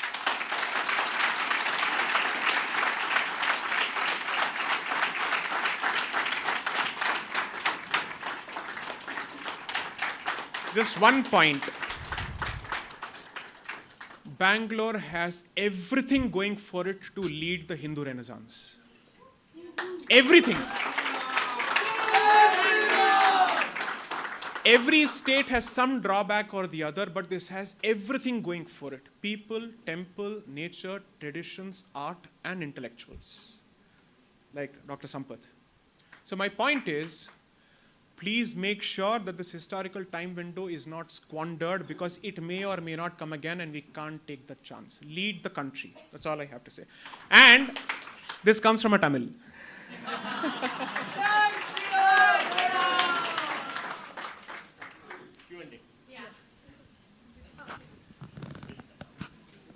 Okay, I request everyone to please be seated. We'll just give Sir 2 moments. And meanwhile, I know a lot of us have questions. We have Amit with us here, who will be handling the mics. And this is a sincere request. I know there are a lot of people, so I request one person to ask one very brief question and hand over the mic to the volunteer. Please, one brief question and then hand over your mic.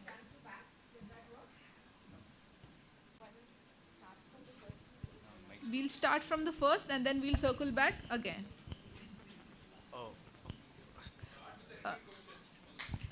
Introduce yourself briefly and ask your question. I'm Anirudh, I'm working. Namaste Deepak ji, I'm Prasad here from Bangalore, BTM Lever. I just have one question. Could you just please highlight on the Article 2930, which you have been discussing? What's going to happen with that?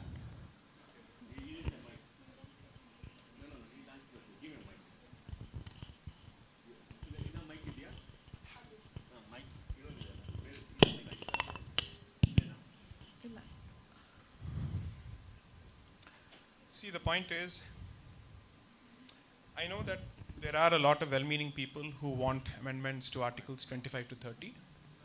Maybe that's a clarificatory amendment that is needed. My point is that my experience before our constitutional fora tells me that even the most perfectly worded document is capable of being deliberately misinterpreted if the mind reading it has a different vision altogether. So let's look at it this way. 2 parties choose to negotiate at the negotiating table and they come out with a tightly crafted contract. That shouldn't lead to a dispute. There shouldn't be any room for misinterpretation or miscommunication or lack of understanding or a gap between 2 parties who have actually been a part of that particular process. And still there are disputes because motivation is the trigger for misinterpretation, right? What most people don't realize about the judicial process is that it's not like mathematics. It doesn't work on 1 + 1 = 2, and rightly so in several instances. However, what this also means is that to a significant extent, the outcome is the product of the worldview of the person reading it. Their own vision as to what they want.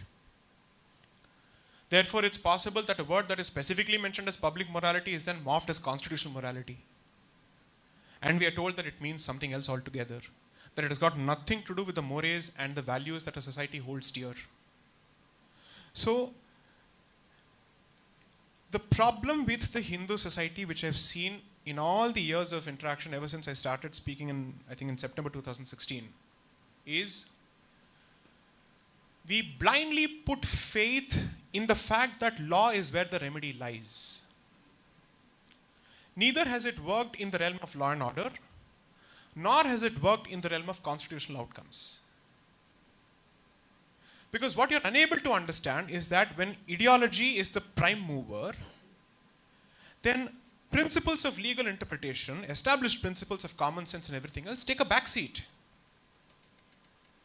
So assume for a moment we undertake the exercise that you want us to and you amend Articles 25 to 30 fully. Can you guarantee that it won't be deliberately misinterpreted in the old fashion by a future individual? You can't. because you're trying to address a tertiary problem. What is a tertiary problem? You're not addressing the problem at the realm of primary education or secondary education. You're addressing the problem after the person has finished an anglicized education for decades, goes to law school, learns only English jurisprudence or Western jurisprudence, has nothing to do with Hindu Darshana, finally goes and sits in that particular place. You're trying to explain the Hindu worldview to someone who's been an Anglophone all his life. How do you hope to succeed? Except through a miracle? So, the process that is most important, and that's why most of us constantly cry hoarse about it, education, education, education. That is the battleground. And if you want to see what kind of a battleground it can turn out to be, just look at America, where gender has become a battleground. Parents don't have control over the sexual identity and gender identities of their own children. Do you know that these gender identity and gender diversity training, let's say professors or let's say these experts are now working in tandem with the Indian government for gender diversity education in Bharat as part of our education policy? That work has already started. You have not even become a first world country, but you have a first world problem.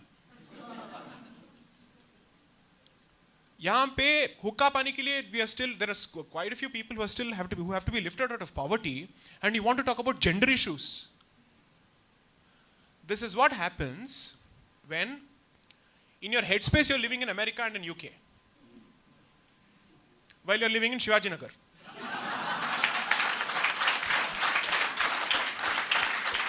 Sorry, that would be the Middle East, my apologies. So my point is this: address this problem as quickly as possible because it's going out of hand. Every constitutional verdict impacts society later, but education curriculum first. Next question. That's it, towards your back. Yeah. Yeah. Good evening to the dignitaries. The present problem, I can say, the young generation which we are addressing so vehemently now, the young generation, how do we protect them? Because they are being radicalized and those who are already poisoned. So how do we retrieve them? That it's a wealth. How do we retrieve that wealth now? Please suggest about this. Thank you. So, thanks to my exposure to what happens in other places and the good fortune of interacting with a lot of people, what I've realized is Hindu families and parents are coming together in places like America to form a self-help group of sorts to detox their children through their own self-established gurukulas based on what they learn in their schools. If it is possible for a disparate minority, which is perhaps at best 4 million and less than 1% of the American population, surely Hindus here can do better because you have two things. You have family support structures still here. It is still possible for you to rope in your religious institutions or let's say even the ashrams to do this job. One institution whose contribution to this effort I must mention is the Chinmaya Mission. Amazing work. It has proven to be a fantastic, let's say, first line of defense, even in places like America, for Hindu parents. So it's not as if we don't have those support structures here. The problem is if the Hindu parent believes that their only job is procreation, delivery, and then outsourcing everything else to schools, to put it very politely. Okay? When you do that, you're effectively saying 16 years of their lives, their formative years, have been consigned to an institution that doesn't share your values at all. So, until the state grows both the spine and the will and the vision to address this problem, these are the solutions that we have to work with at this point. And I can share, let's say, a story of hope here, that clearly I don't run a school.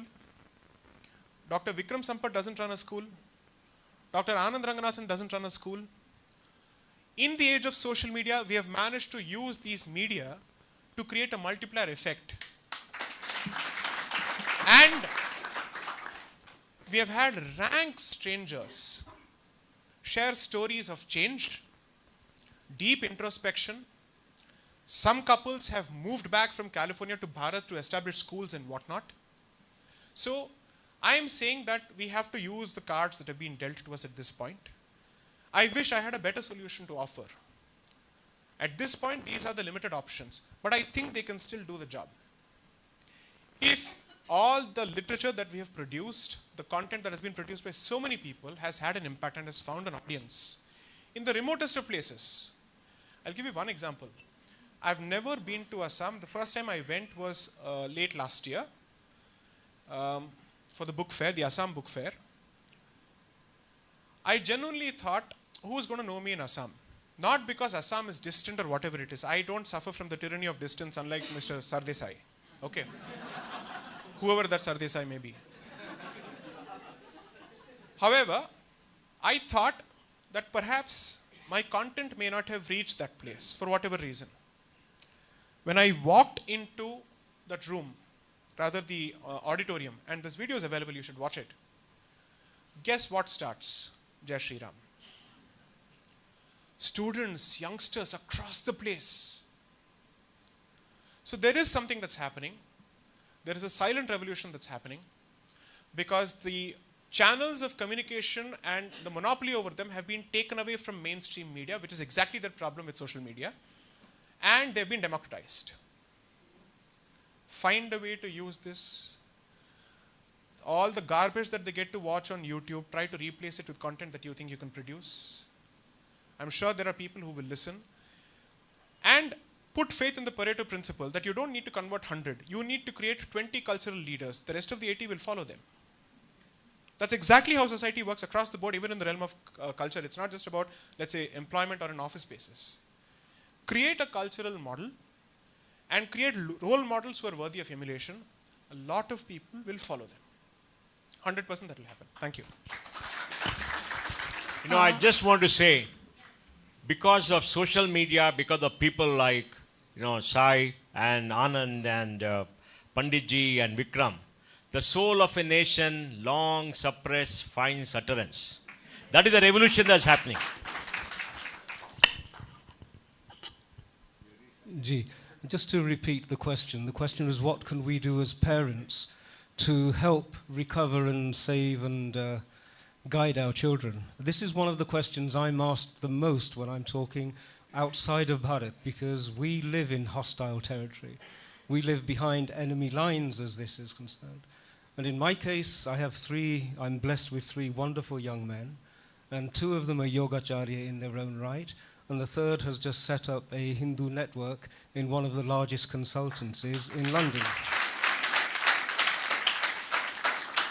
And I'll share with you my personal practical tools which we use. The first, and my apologies to the youngsters who may object to this, my wife and myself, we had a wonderful revelation at a very young age, and we told the youngsters when they were tiny, 4 or 5 years old, that until the age of 21, none of your opinions matter. Okay? And so they grew up without argumentation. My wife would say, "Karele ki sabji hai, isko hi khana," and they would eat it. Now that they're older, they recognize that they're not dominated by opinions. They seek knowledge instead, and they are free of being able to be conditioned. This is an important understanding. Opinions are just noise in one's brain, and they need to be curated to get knowledge. My youngest, who's 18, he got to the age of 18, and he said, "Papa, this is not good enough, my opinions are important." And at his 18th birthday, he announced that he was going to have his own opinions. The older 2 went all the way to 21. So this is the first thing. The second thing, this is so important, is you can't give what you don't have.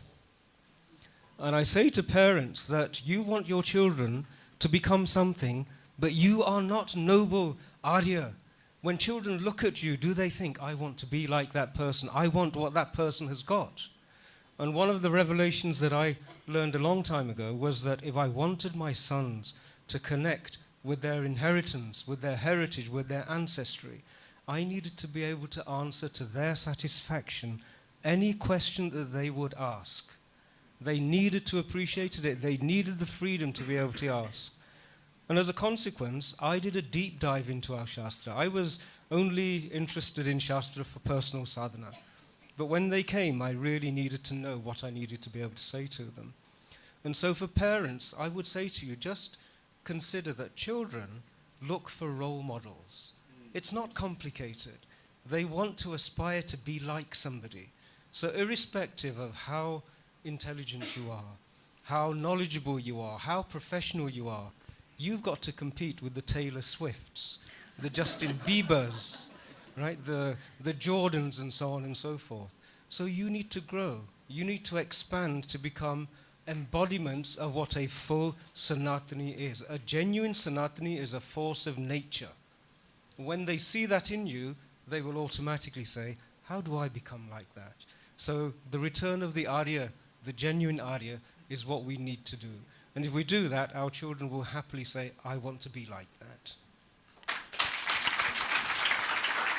I'll just add to what Pandit Sharma has mentioned. As part of the investiture ceremony, what we call the Yajnopavit Sanskar, that father who has not chanted the Gayatri for X number of times does not have the right to do Brahmopadesam. They have no other option. So therefore, if they have not done it for several years, two things they have to do at the very least. One, first, you have to chant it in the sun. Second, you have to find a Punya Nadi, go there and chant, because it has a multiplier effect in terms of the number of times it is counted. Or you go to Uttarakashi or Ganga, there you try and compensate for all the years that you have not done. That is Hindu Sanskriti basically telling you, practice what you preach. Before you want to give that Upadesam to your children, you should do this. Second, to add to what Pandit Sharma said on the question of no right of agency until you become a major, Swami Vivekananda actually explains this, because as part of his, I think after Ramakrishna's passing, Sri Ramakrishna's passing, they were all in, I think in Baranagar, in a dilapidated mansion. And then where they're trying to actually learn and all that, or maybe this has happened after he set up the Ramakrishna Math, one of the young sadhaks comes and tells him, why do you insist that we memorize this? Why don't we actually try and understand the meaning first? He says, the meaning will reveal itself. First, you commit it to your memory. When the right moment turns up, you will know what it exactly means. But until then, you should have the ability to summon it at will. Now, why is this crucial? Because today we are being told, rote learning is bad, rote learning is bad. Memory is equally important, otherwise why would God give you that faculty in the first place? I am not saying the power of argumentation has no value at all.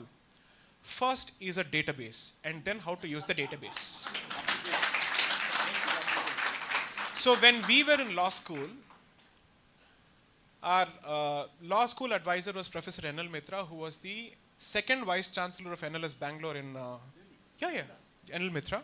And he was the founding Vice Chancellor of NLU Jodhpur. And he would say one thing. So there is something called as the Civil Procedure Code of 1908, which is basically the procedural legislation that deals with how do you conduct civil suits and civil trials. How does that entire pipeline go? It has sections, it has rules, it has orders, it has forms. Now, the trick during an examination is to connect the right section with the right rule and the right form and apply it to a given situation. Now you're wondering, how do you do this? How do you do this? We have to understand everything. We have to understand everything. He said, you know what? Legal research in the formative years when you're in law school is about knowing where is what. How to use it, practice will teach you. You need to be able to say, this is where it is. If I ask you, where is the provision for interpleader? Okay, here it is. So these are aspects which have been lost because of the excessive insistence on teach them critical thinking at this age. They are not ready for it yet. They may not be ready for it yet. So first give them the formative grounds. Because what happens is, I think as I survived an education in a Christian school and all the secularization that you go through in law school, primarily because of the culture that was imparted to me as a child, which I took for granted. I did not respect it, I resented it fully. But now, the memories bring back tears. Oh, this is what I was given. Look at the value of it, it has kicked in at the right moment. So what was a bitter memory when you were going through it has taken the form of nostalgia. I'm conscious that as you leave the hall, like most audiences, within 30 minutes, you will only remember one or two things. And so while we're giving you weapons to deal with this, I'm going to give you a couple of things that I think you can all work with. You want to know what to do. In our tradition, we have this understanding of Nam Roop and Tattva. Most of us work with Nam Roop these days. We don't go to Tattva. And this is an important opportunity for us to engage in decolonization practice. What is the Tattva of conversion? We all use the word conversion and say it's bad, but what is its Tattva?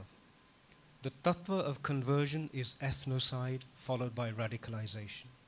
Words are important.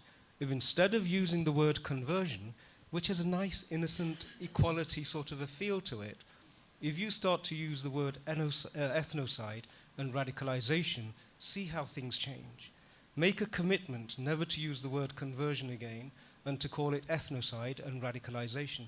I do this with bishops in London and in England in conversations. Secondly, colonization. We're talking about decolonization. And again, colonization has a relatively harmless, equality-based thing. Everybody does it. What's the harm in going to colonize? The tattva of colonization is enslavement. This is what we have been facing. When you say enslavement, then it feels different. You know, it has a bhavna, it has a feel to it, it has a sentiment to it. It changes. So think in terms of not colonization, but of enslavement. And the energies that want to enslave us are still very present. They're not interested in anything else. They have loved to have Hindus enslaved. They have derived a great deal of benefit from it. They haven't changed. The leopard still has got spots. And so recognize that. And please try and become more determined to look at the tattva of things and not get caught in Namrup. Thank you. To my right side, yeah.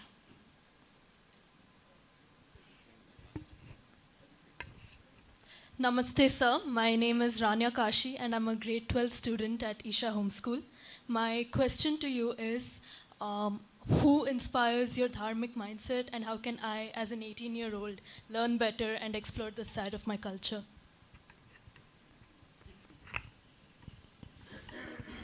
You know, with time you get more role models actually. But the one whose voice has always moved me heavily is Swami Vivekananda. Swami Vivekananda. So the one instance which I think of his life, and I'm not saying this because I'm trying to fish for compliments here, so please don't get me wrong.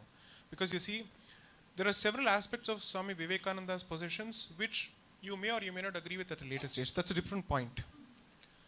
But the one thing that is important is someone represents a certain emotion. A person represents a certain energy. And that energy leaves an impact. You may not agree with the decision or the opinion of let's say on every subject of a person, but nevertheless it's very difficult for you to ignore them. Because they say something which they truly believe in. They're at least not faking it. Okay?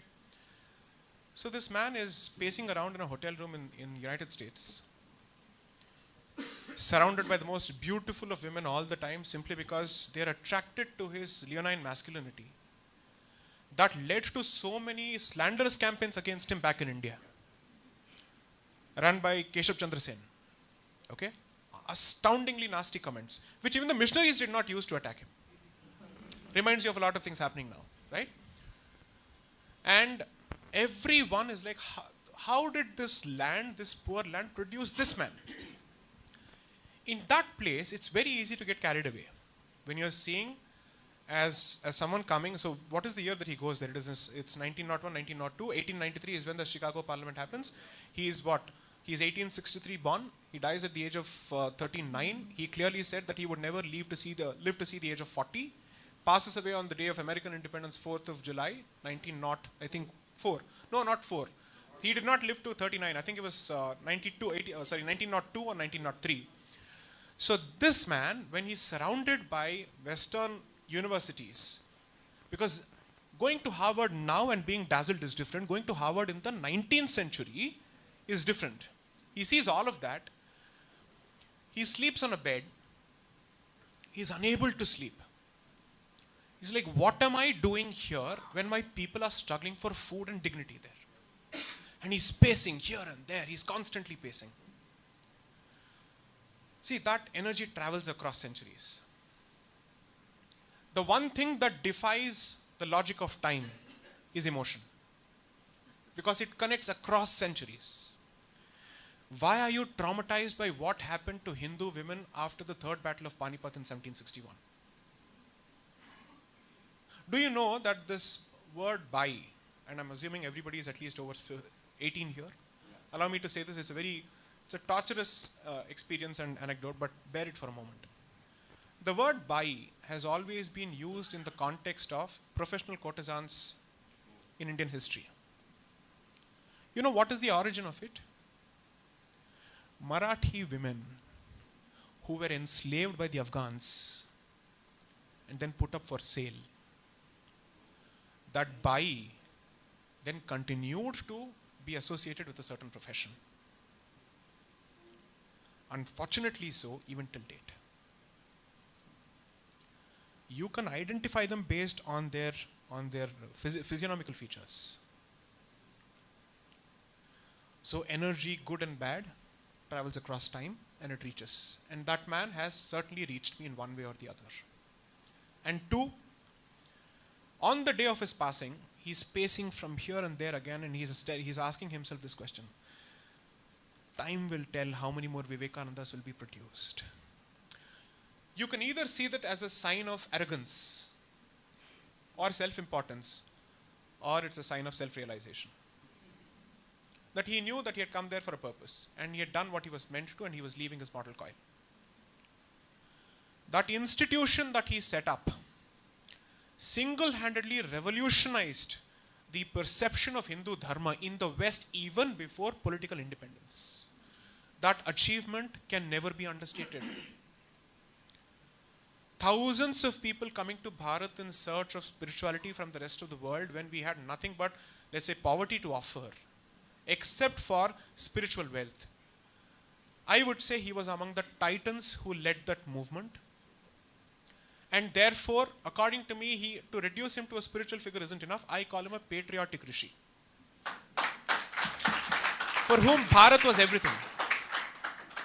So he was absolutely clear about the Islamic period. He was clear about the Christian period. And his pamphlets, short books that he kept writing, I kept reading them over and over again when I was in engineering.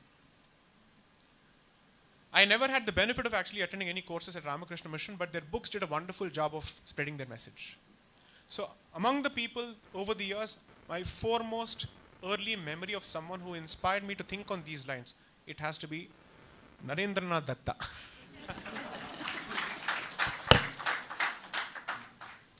Can we take one question in the front row?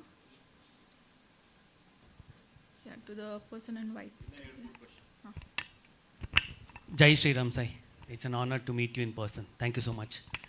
I have two questions. One, in BJP manifesto they have UCC, and you mentioned in one of the discussion point, UTC will solve more problem than UCC.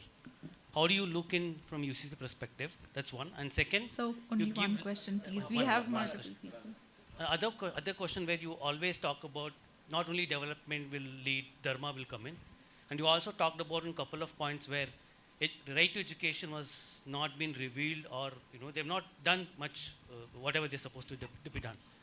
But having said that, when you have an opportunity to meet Prime Minister Modi or someone, have you ever discussed, or why you not discussed so far, if that's the case? So because what I understand, Modi is a very good listener, Maybe he has something in his plate we are not aware.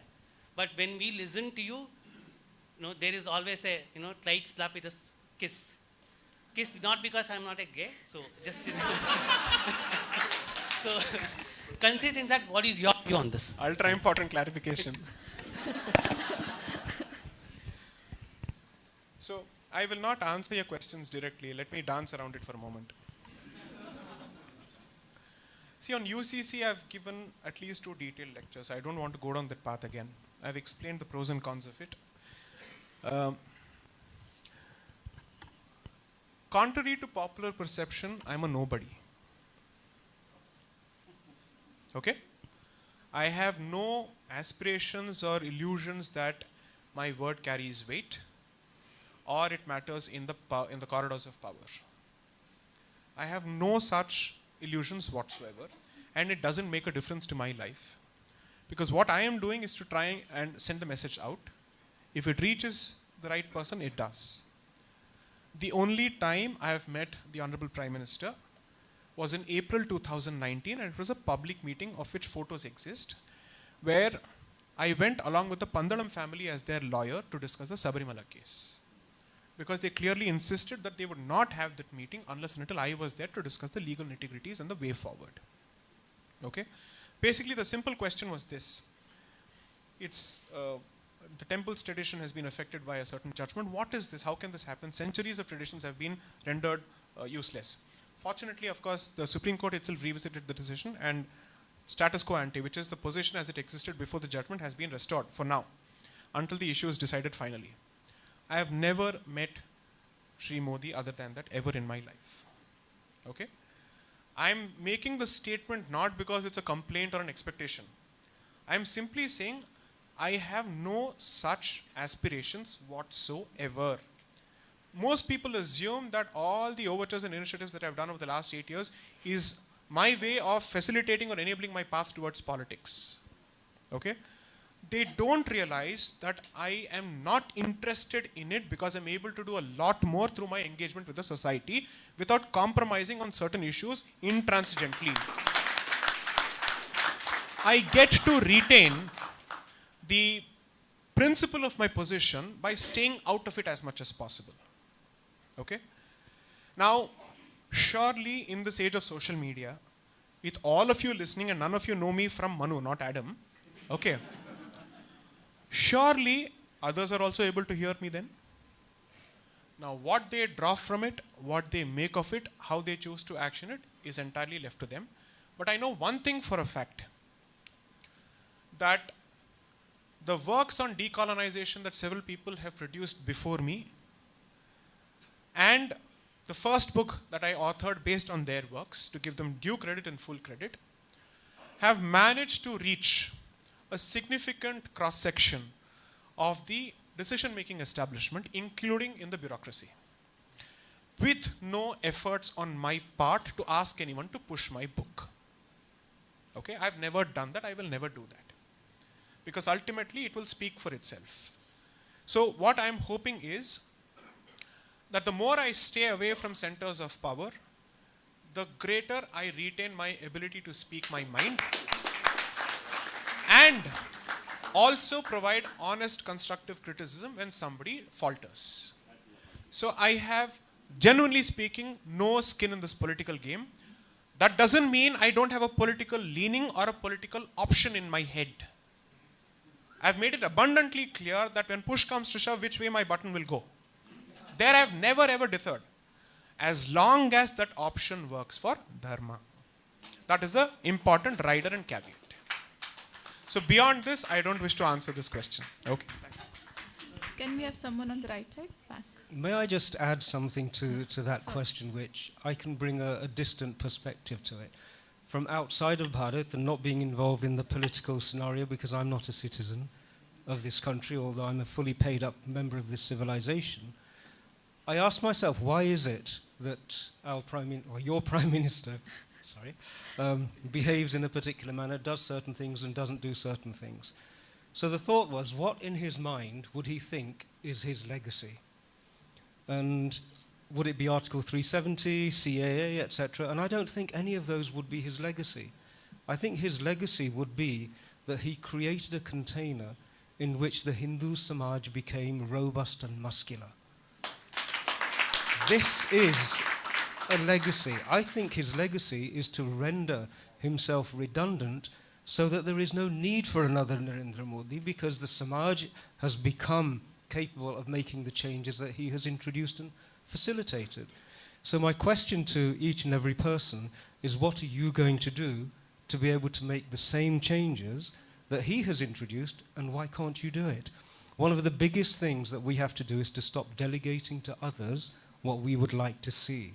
One Swami Vivekananda changed the direction of history in a whole nation. And so look how many we have here. Thank you.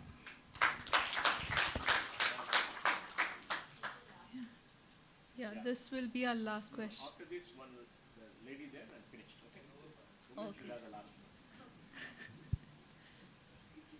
was the wisest thing we've heard all night. The last word should go to Lalisha.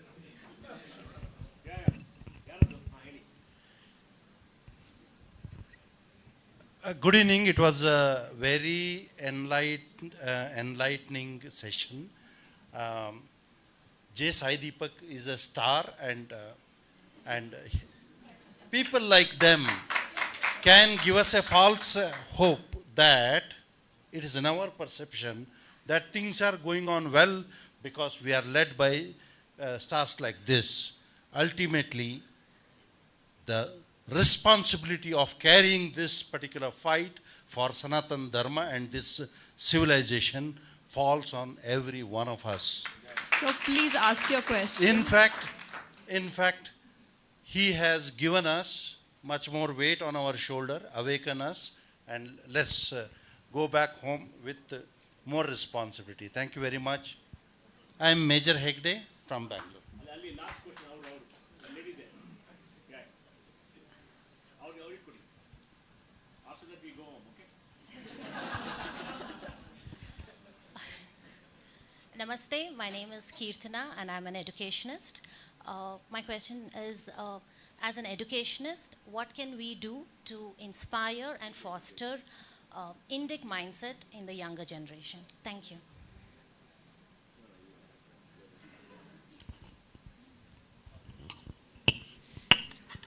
So I think as educators who are of an Indic bent of mind or a Bharatiya bent of mind, your first challenge is to survive in your schools.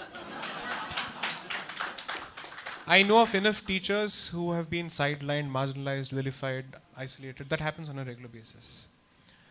So thanks to the fact that you stand by your principles and that you continue to believe it to the extent that you're being openly vocal about it. So kudos to that. So the first thing is, do not let the negative atmosphere around you affect you in the first place, because you have a larger duty to perform. Two, I think the challenge is you don't have a set curriculum at this point. There is no systematic way forward which deals with what the school is actually imparting. So as my mother's a teacher, and a very proud one at that. So what I have realized is the teacher's personal connect has actually left a huge impact even after, let's say, they've passed out decades earlier. So that has certainly made an impact. Three, you can either be super intelligent and rude, or you can be less intelligent and slightly empathetic. What works more often than not is not intelligence, but empathy. Absolutely. So if you're in a position to relate to their troubles and their fear of being isolated in a sea of peer pressure, where there'll be misfit outcasts, okay? That is something that you need to be able to give them the spine for, to say it's okay to be different. Today, being different is being Hindu. And that is something, I don't think I'm offering any tangibles to you, because it's a very different reality altogether. I have never inhabited in your shoes, so I don't know how it works. all I can say is that you need Atma Balan to continue doing what you have to do. And two, with time, the hope is that some of the seeds that you manage to sow in their heads will hopefully sprout and yield fruit. Don't look at numbers in terms of going for a lot of people who can relate to you. That may not actually happen. What works is when you're able to identify someone who actually has that leaning of mind and give them the encouragement to go down that path. To a significant extent, you're also saving yourself the problem of disillusionment, because at some point as a human being, you would want your efforts to pay and show some result, right? So your knack has to be to identify that person, invest in that person, and hope that they will become role models, because students learn from their friends than from teachers. 100%.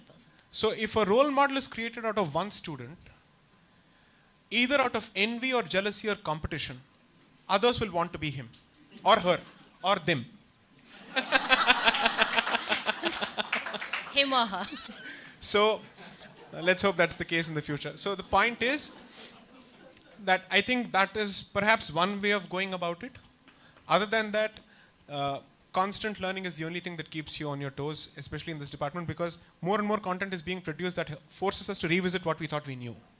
So you have your homework cut out for you. Thank you so much. Any of the speakers would like to add your remarks? Gee, as a last word for an educator, I too have spent a bit of time in California, and it's worth knowing that last year over 120,000 young people committed suicide.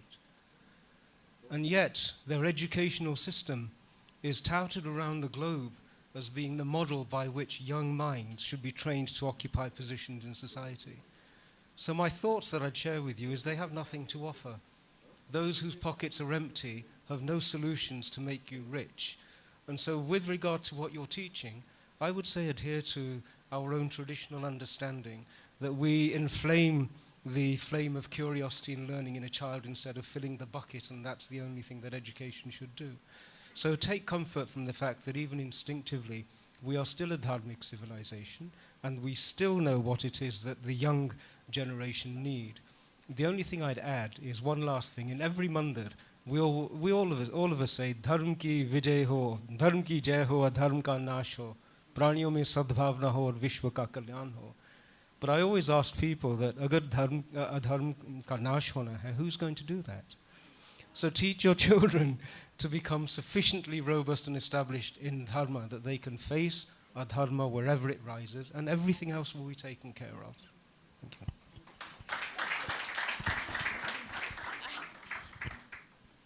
I'll just add to this, based on just my personal experiences, that if we can use the tools that are available for our kids currently, the new digital tools and the new means of communication, and make it cool to flaunt our religion and our culture, automatically other kids and other folks of that generation will get inspired to do the same thing. You know, you look at some of these social media stars that we have today, they are hardcore people who flaunt the Hindu religion with pride.